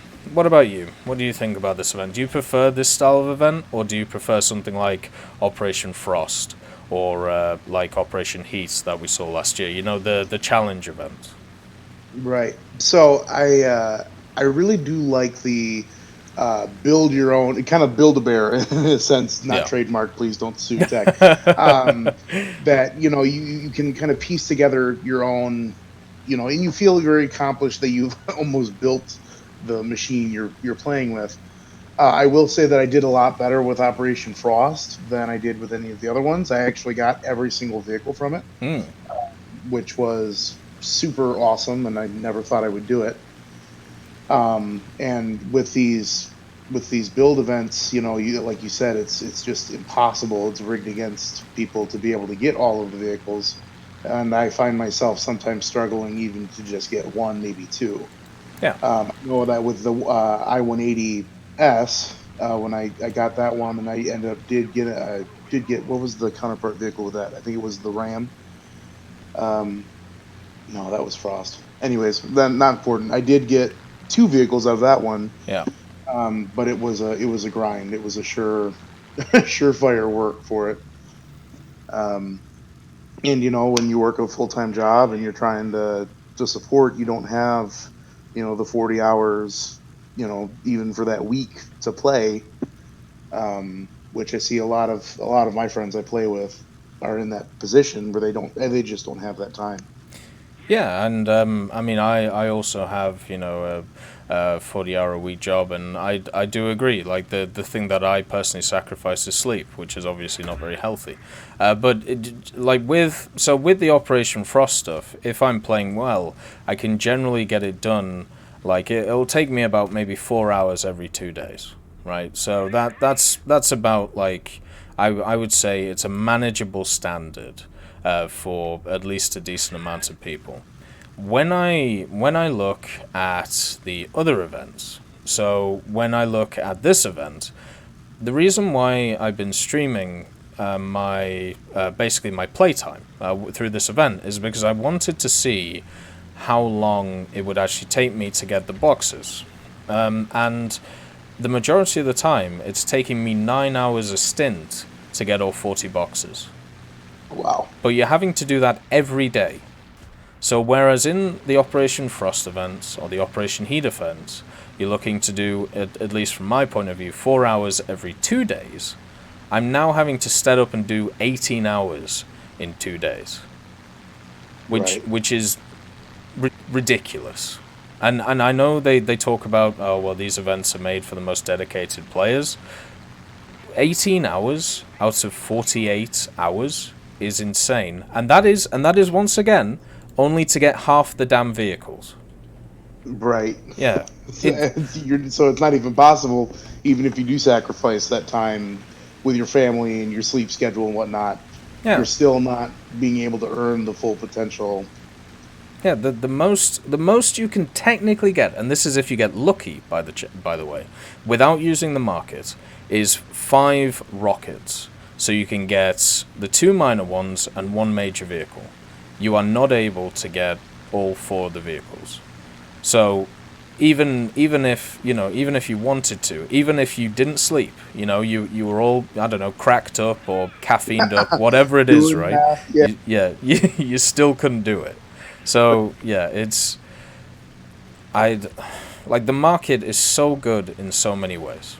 Right, it's great for skins. It's great for the general economy of the game. It gives people an opportunity to either make money through War Thunder or be able to, get things from the past which weren't available before. But then you have these events as well, and these are the ones, in my opinion, that need to be looked at again. And instead of being focused around money, be focused around the player instead. So yeah, that definitely sucks. Yeah, I know that I've wanted the market purely for the KV. Oh, it's the KV 220. It's got that long barrel 85 on it. I've always wanted that tank, but I've never had the option to get it because I don't have it. Well, that was yeah. I mean, I was lucky to get the KV 220 when it was the event vehicle back in the day. But that was one of the earliest events in War Thunder, so yeah, probably not a lot of people have that one. Yeah. Update 1.61, Operation Summer in 2016. Wow. God, that's like 4 Mind years you, ago. Mind you, I was still in high school. I was a junior in high school in 16. Yeah, like it's kind of crazy when you think about it. But I Yeah. would, in my opinion, the way to change the event to make it more fair would be to make it a monthly or bi-monthly thing, and you unlock and you grind like a blueprint in the Warbond shop, and you take that blueprint from the Warbond shop. You get access to, the panel that it says, what you have to grind, and you get to grind it over, let's say, a period of 3 months or indefinitely, whatever it is. And then you could get, the coupon, and you could do whatever you wanted with it, right? That, or maybe they go, hey, so it's going to cost you 500 GE for this blueprint, or like 1000 GE for the blueprint, and you can grind it over time. That would be more fair than the event we have right now, in my eyes. And so, what about you? What do you think? Obviously, you've had very similar experiences to me in the way that the event, you feel it's not very fair. What would you do to try and change or alter this event to try and make it more reasonable? I like the idea of doing something on a more long-term basis. Instead of having people, scramble for those, 13 days or however long the event goes on. You can give people the chance who do have these jobs and have, life commitments outside of that. You have family members that need your attention, to be able to give them the time so that when they're grinding it out, it doesn't feel like a chore. It's fun. You can have fun with it. Yeah. And I know that's one thing you drive home a lot, is trying to have fun with the challenge. Yes. Another thing is, at least, and I can't speak for PC because be honest, I played PC War Thunder like 2 times. But especially for us console players, having the ability to, either if we don't have the market, maybe giving us the ability to use GE that we save up or whatever that we can use to buy parts or pieces. But then you get into the legitimacy of, is Gaijin straight molesting you for your wallet, Yeah. actually getting a deal, versus on the market. I know that you can kind of play around and find what you want. Yeah, the difference between the market and the straight G is the market prices are completely user controlled. So, Gaijin can't set prices apart from for the keys. So it's seen as more fair, but you never know what might be going on, right? Like Right. it's always hard to tell if it's fixed or not. Right. So yeah, I would definitely agree with you that not such a time constraint, even if it is a time constraint, giving people access to that help that they might need to get through it, Yeah.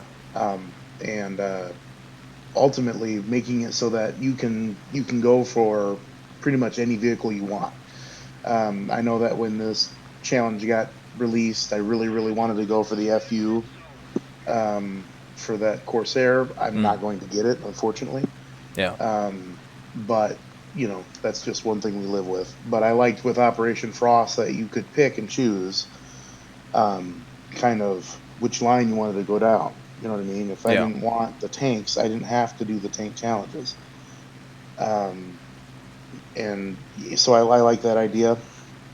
Obviously, having it so it's the easier vehicles, like the 234, is a lot easier to research and get than the then I don't even know what the object is, the 268 or whatever. 279. Yeah. So that kind of system might be nice, but Gaijin doesn't pay me the big bucks to decide that.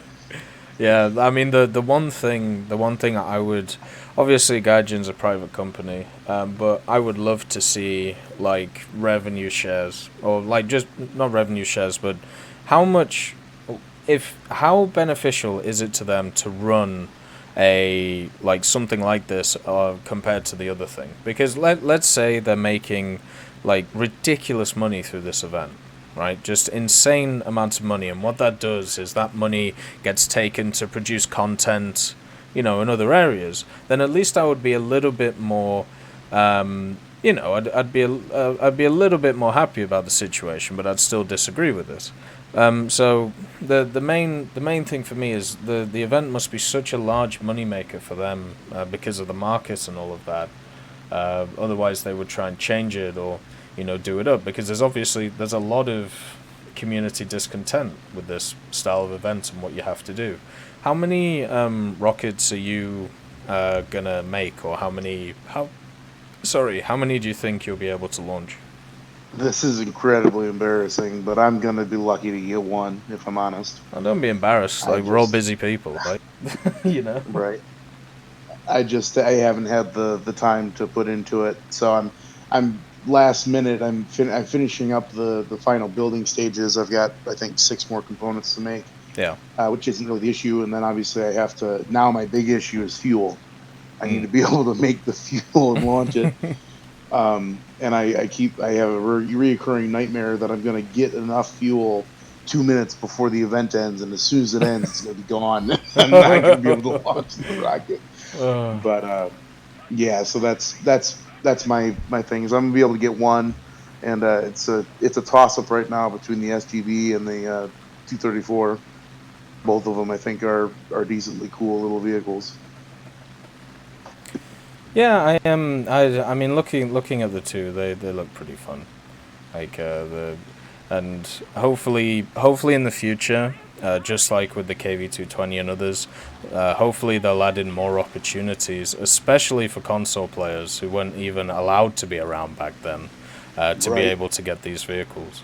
Absolutely. Yeah, even if it is like a one-off, okay, so we're gonna put it in the tree for a week, and you get to research it. There was a vehicle, the LA-174. It's a special vehicle which every so often on Levechkin's birthday, they'll actually bring it back so you can research it in full over like a week's period. And if you research it and buy it, you get to keep it. And if you don't, it disappears again.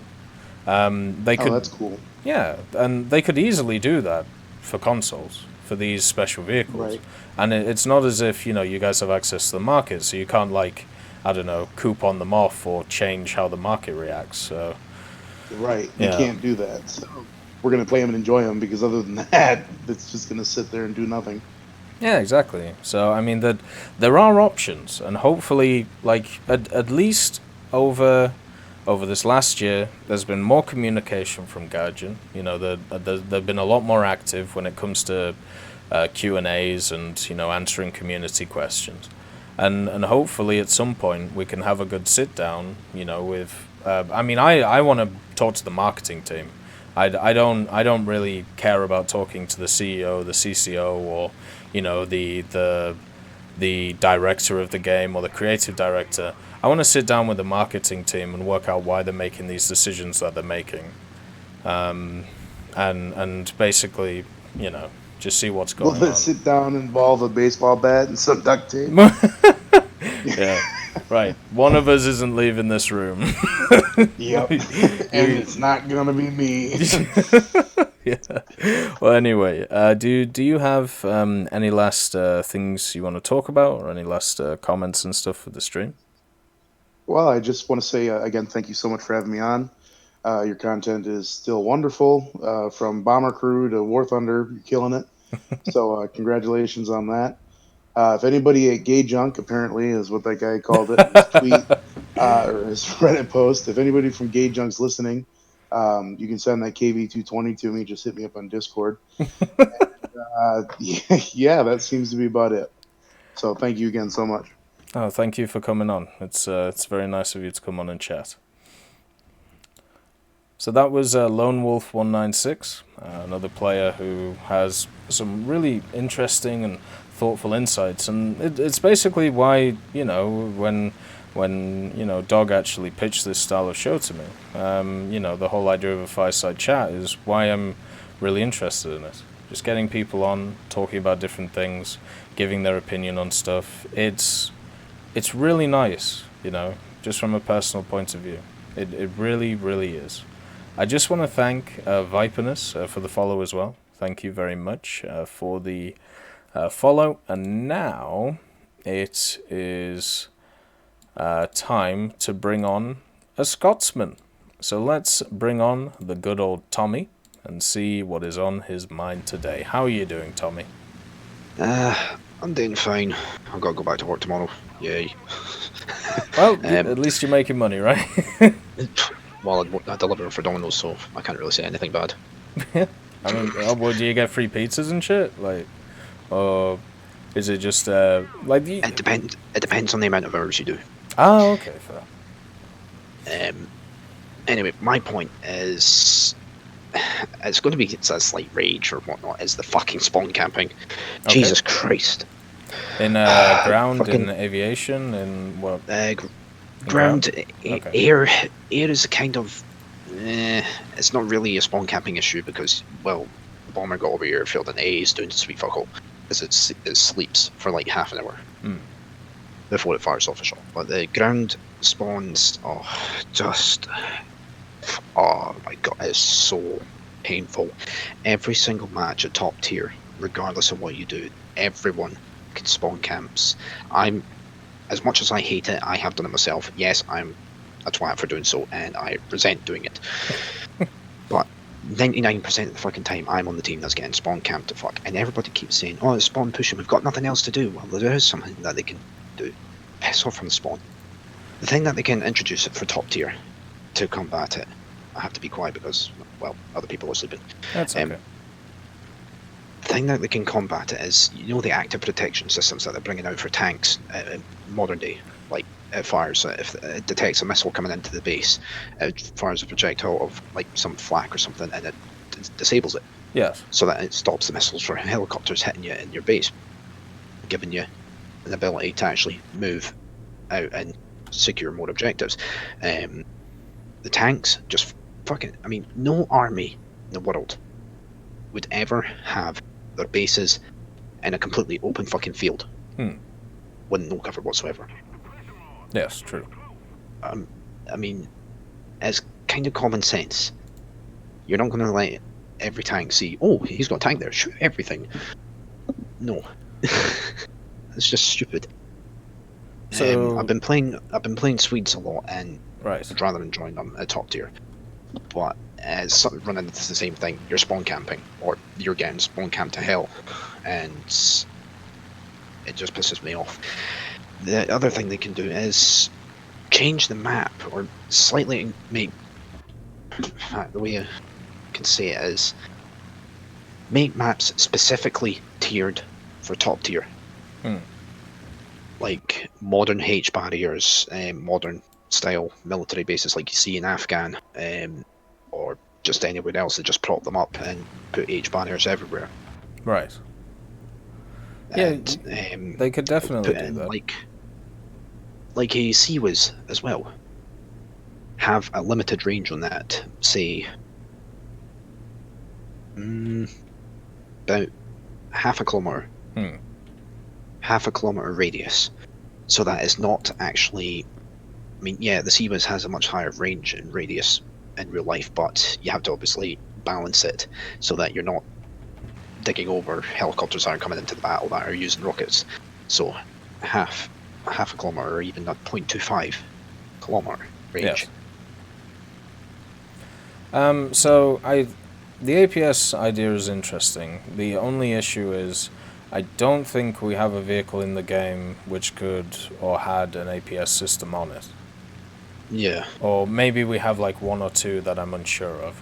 But that would solve it for a few vehicles, but not a lot.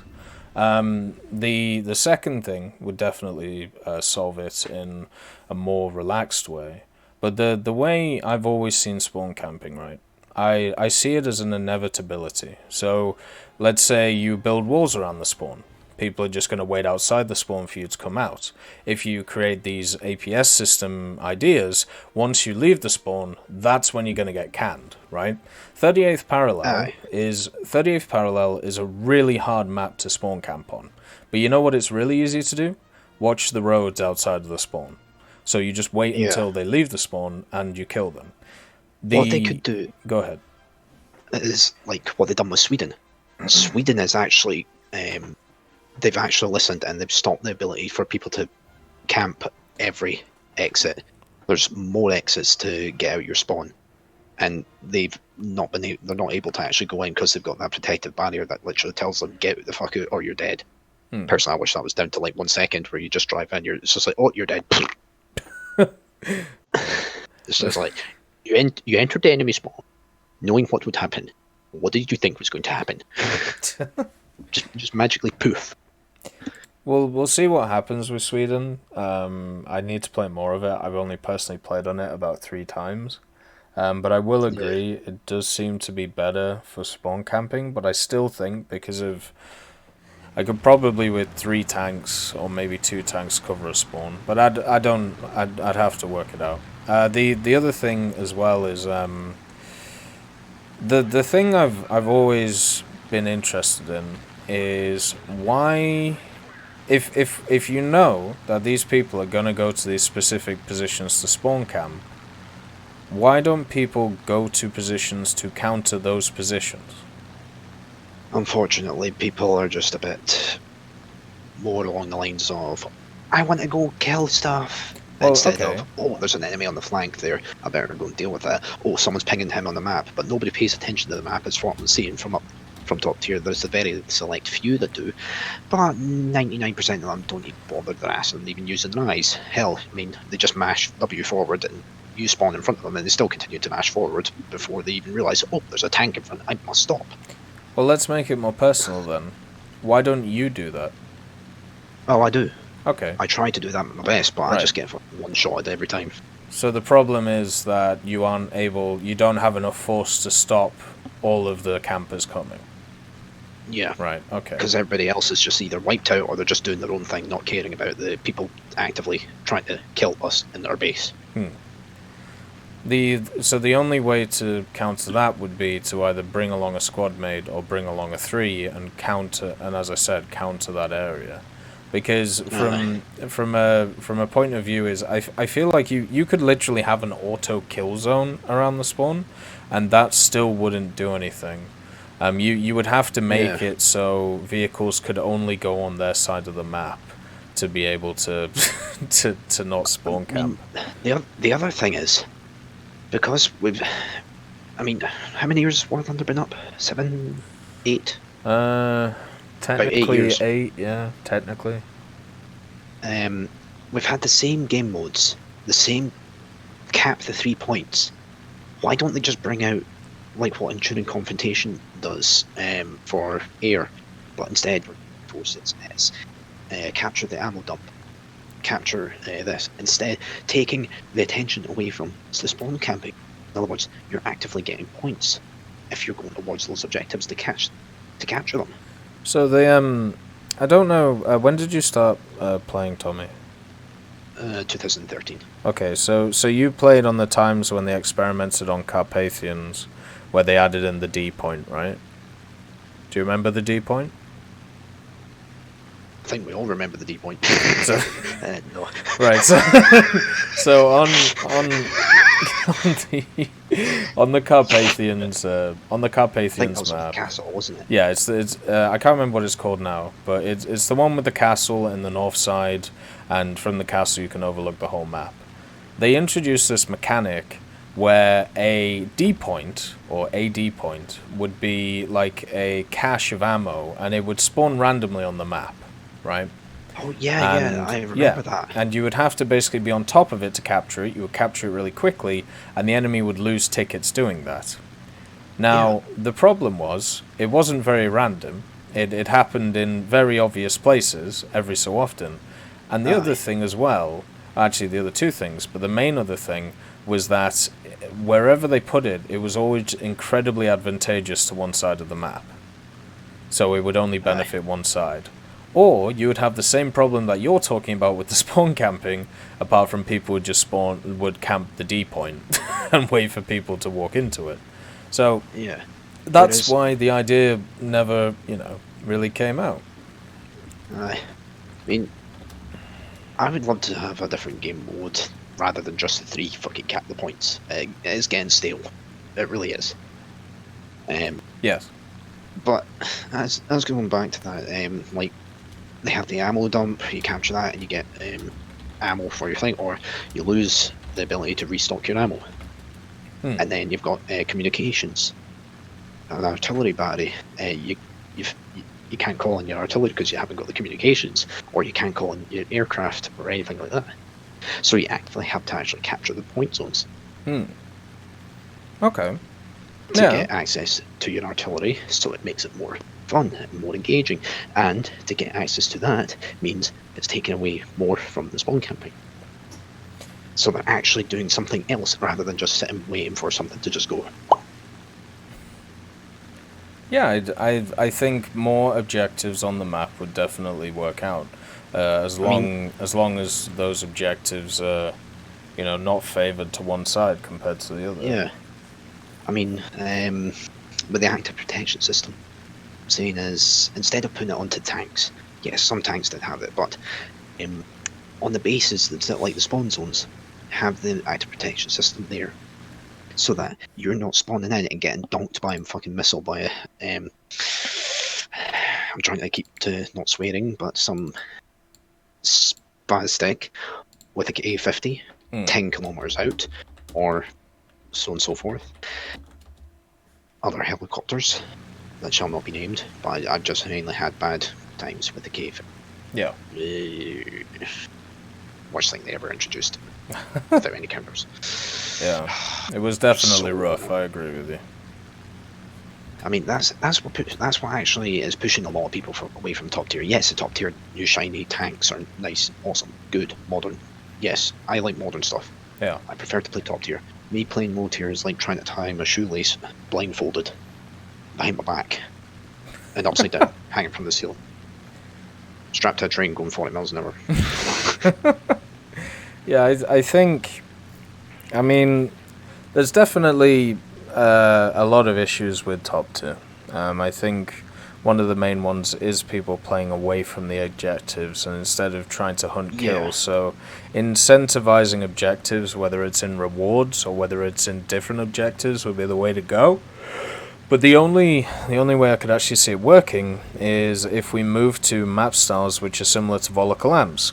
And as we've seen, people got Volokholamsk removed. So I don't know how you put in all of these mechanics on these small maps that people like to play. Well, there's the thing. You add in we're now able to cross maps in like what, 2-3 minutes, because of the speed that some tanks move at. Yes, I know, I understand that there is some tanks that are slower. Challenger 2, looking at you. Yeah. Even though I love that fucking tank to death. Although in saying that, I said I'd never play any Leopard tank yet. I went and got the fucking Leopard. Excuse my language. I went and got the Leopard for the Swedes. I ground it out. How are you finding got set on it? fire. Oh, fair enough. Well, that sucks. I got set on fire. I literally got 2 meters outside the spawn and got whacked into the engine and set on fire immediately. I was just like, screw this, I'm not burning to death, J out. Yeah, it's yeah, and well, that's a problem with like the spaded stock thing, right? Like it completely sucks. So obviously there does need to be something done about it. You brought up some solutions. It would be interesting to see if like those mechanics get added, over the next year or so. I hope they do, because that will limit the capability of people being able to spawn camp. There will be some people that say that there might only just be one way to come in, but no, have it so it's multiple ways to get out of the area. I mean, like an example I can give.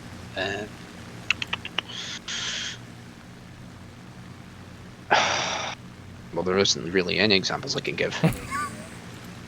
That's okay. I suppose it's like produce like a completely random spawn, because everybody knows exactly where the spawn locations are. Right. Just completely blanket one side of the map. Like make a fairly decent sized map, because we're able to cross it, like I said, in 2-3 minutes. There's no problem about being built. I'm half tired at the moment, so I'm not very much sense. What about a system like they have in Call of Duty, where if a spawn gets overran, your team moves to it changes to another the spawn? Yeah. so you Yeah, can't it automatically effectively spawn changes. camp. Yeah. Yeah, that would actually work because then you're not actively getting rammed in the rear every single time when you're spawning. You spawn just to die. It ruins top tier fun. It really does. Yeah. I mean, from your point of view, I know that you're not you prefer low tiers, but if those somewhat mechanics were introduced, would you play more of top tier if they were addressed properly to almost eliminate the ability to do that? To spawn camp? Yes. I don't see spawn camping as a very large issue. I never have. As I said, I think there are effective ways of countering it already. I don't think the addition of so once you bring in a mechanic to deal with a problem, it may deal with that problem, but it may also cause a bunch more. Smoke is a perfect example, right? So smoke massively increased survivability in the game. It also made players play a lot more dumb compared to before, because they knew that they had this get out of jail free card where if they get popped, they could just throw smoke, they'll be fine. Although, according with the smoke, according to people's minds, if they get shot once and it's their engine that gets hit, they pop the smoke anyway. It's just basically like, and they just farted. It's just like, oh no, I've just been shot. I may fart glitter dust everywhere. I mean, and what they else? Still get killed. Well, what else are they gonna do? You know, I mean, it's a natural thing, right? Like it's like, oh, we'll smash the G key. It's just basically, I've been shot in the ass. I've been set on fire. My engine's dead. Fuck, what am I gonna do? Hit the smoke. And when it comes when it comes to me playing top tier, or would I be more interested in this? I mean, now that I mean, right now I'm pretty much playing like 8790 most of the time anyway. Like that, I don't know if that's classed as top tier or not. And when I research all those vehicles around 10.0, 10.3, then I'll just move into top tier and just play that. Like I don't really have a prejudice against it. The main issue is the imbalance of mechanics. It's the imbalance of mechanics that drives you away. What sort of I hate and what may start to drive me away is just the spawn camping. I mean, I rage quite a lot. I can't help it. I'm Scottish. Yeah, exactly. I was going to say. You're born I'm physically that way. Born angry. Yeah. I mean, Scotland is my swamp. If you fucking piss me off in it, I'll tell you to fuck off from it. Exactly. I mean, it's straightforward. I mean, England is your city. Oh yeah, I would agree. I definitely would.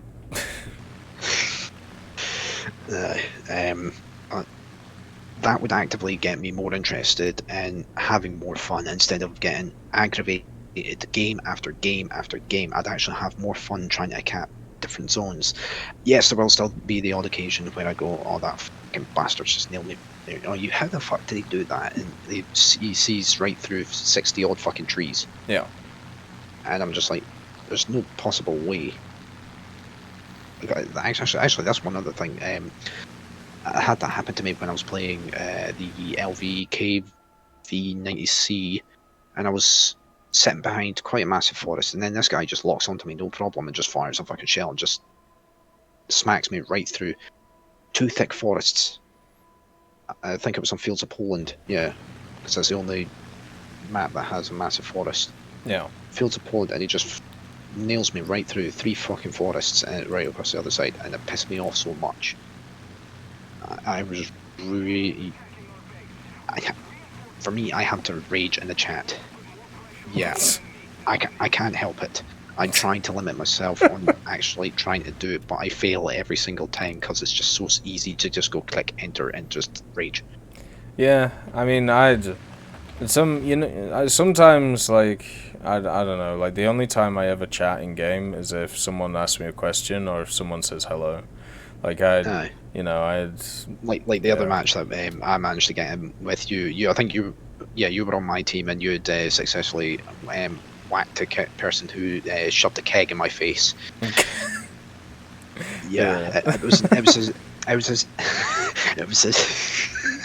It was a Centurion AVRV that shoved a keg of tea in my face, and I somehow survived. Yeah. And then, but it knocked out my gun, and I was just like, shit, what do I do? And then you just come in and just go, hi, Centurion. Yeah, bop. It was just glorious. Yeah, that was pretty fun. Just seeing his turret just go pop off and fall down to the side. I'm just like, yes. Yeah, that is a really And then cool I saw thing that.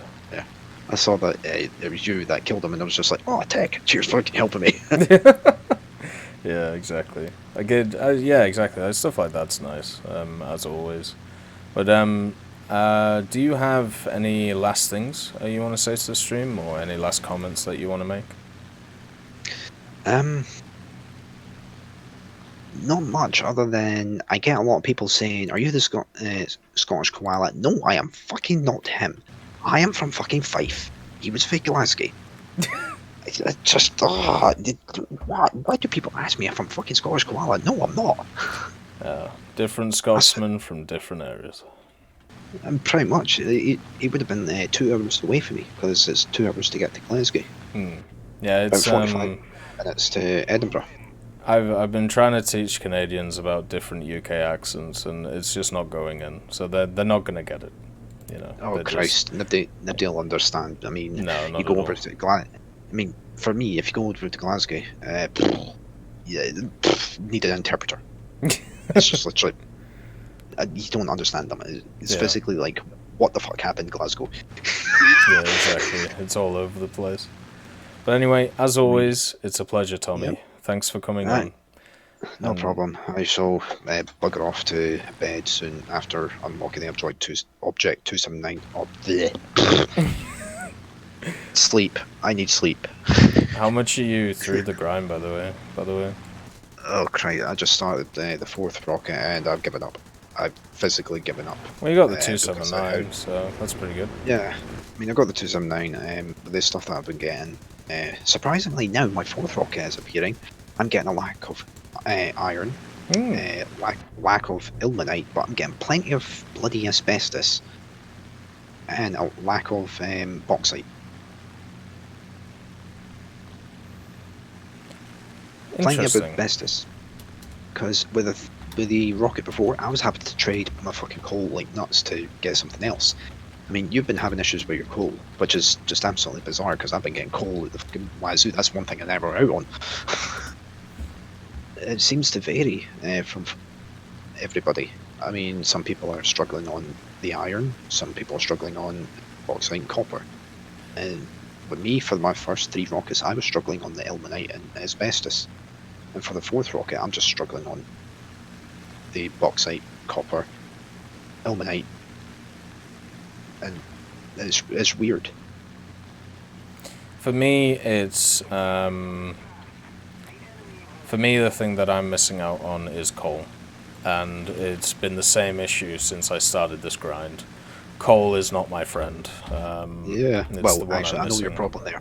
I know your problem. You've not sent enough people to the gulag for it. Well, we need to make more pickaxes. Yes, mini pickaxes. Anyway, and then you send in your cards. Anyway, as I said, Tommy, always a pleasure. Thank you for coming on.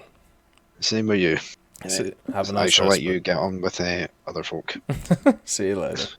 Alright, see you. So that was the wonderful Tommy, our favourite and fun Scotsman. And now it is time for a completely different character in the form of a different nation. So here's Switzerland. Hello, Switzerland. All right. I'm here to represent the mod team, and I'm presenting you their manifesto. Oh shit. We knew this time would come. All right. Our first point is calf pics. Where are the calf? What? Yeah, we need calves. Calves? I have an Instagram knee. That's all you need. Was it calf pic? That's not good enough. This is the manifesto. These are our demands. We said that 50k would be an ankle and 100k would be a foot. That was the agreed on demands. They cannot change. Contracts has already been signed. Fair enough. All right. Second demand is the titty stream. Why does everyone think I have tits? I don't know. I can take off my shirt. I collected the I just collected the demands. You know? I'm just the messenger. But no, like, I mean, first of all, if I take off my shirt on stream, I get banned. So that's normally a bad one. Probably shouldn't do that. And second of all, I don't have tits. Like, I don't know. I have what is known in the business as pecs or pectoral muscles. So yeah, it is how it is. Anyway, Okay. what's your third demand? The third demand is higher wages for the mod team. We all demand to be paid higher, of course. Okay, well, what we'll do is I'll give you 100. I'll give you 100% raise on what you already have. How about that? Does that sounds fair. That sounds fair. Yeah, I think so. Yeah. Yep. The next one is we need to make it a tech hub initiative to raise bomber repair cost and space climb constant.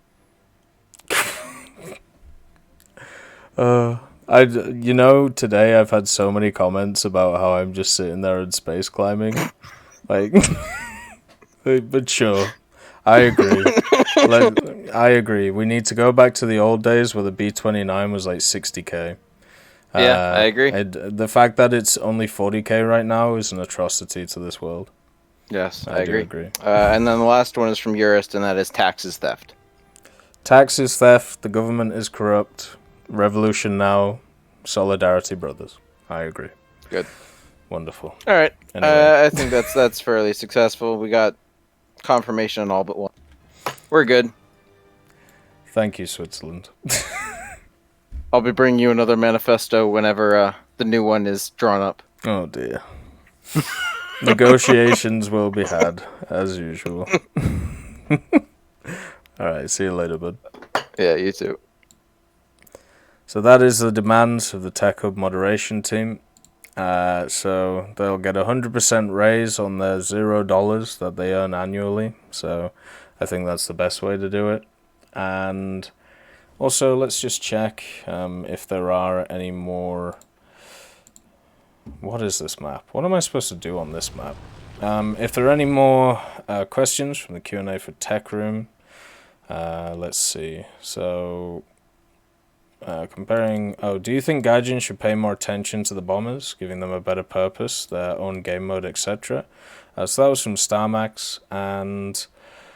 My answer is, I don't think they should get their own game mode, but I do think they should get more objectives in Air Realistic, which suits light, medium, and heavy bombers in particular. I think adding the mechanics from Air EC, like the battle lines and also the airfields would be really cool, like the different parts of the airfield, so you could really have, a different way of, what's the word? You can knock out modules of airfields instead of just the full airfield, so you'd have more of a case. I think that would be really good. So yeah, that's pretty much what I would do to give them a little bit of help. Now, it's been really nice doing this. It's been really fun streaming the Fireside chat, and also obviously grinding the event.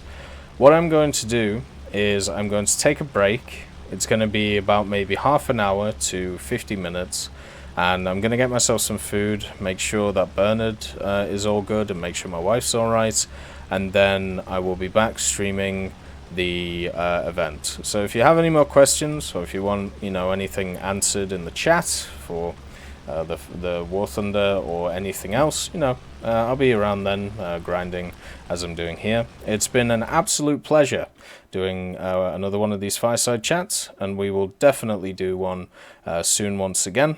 And make sure if you want to get involved in the next one to get on the Tech Hub, so you can have a chat about stuff. And as always, it's been wonderful chatting to all of you. It's been wonderful reading your comments. I hope you all have a wonderful day, and I'll see you next time.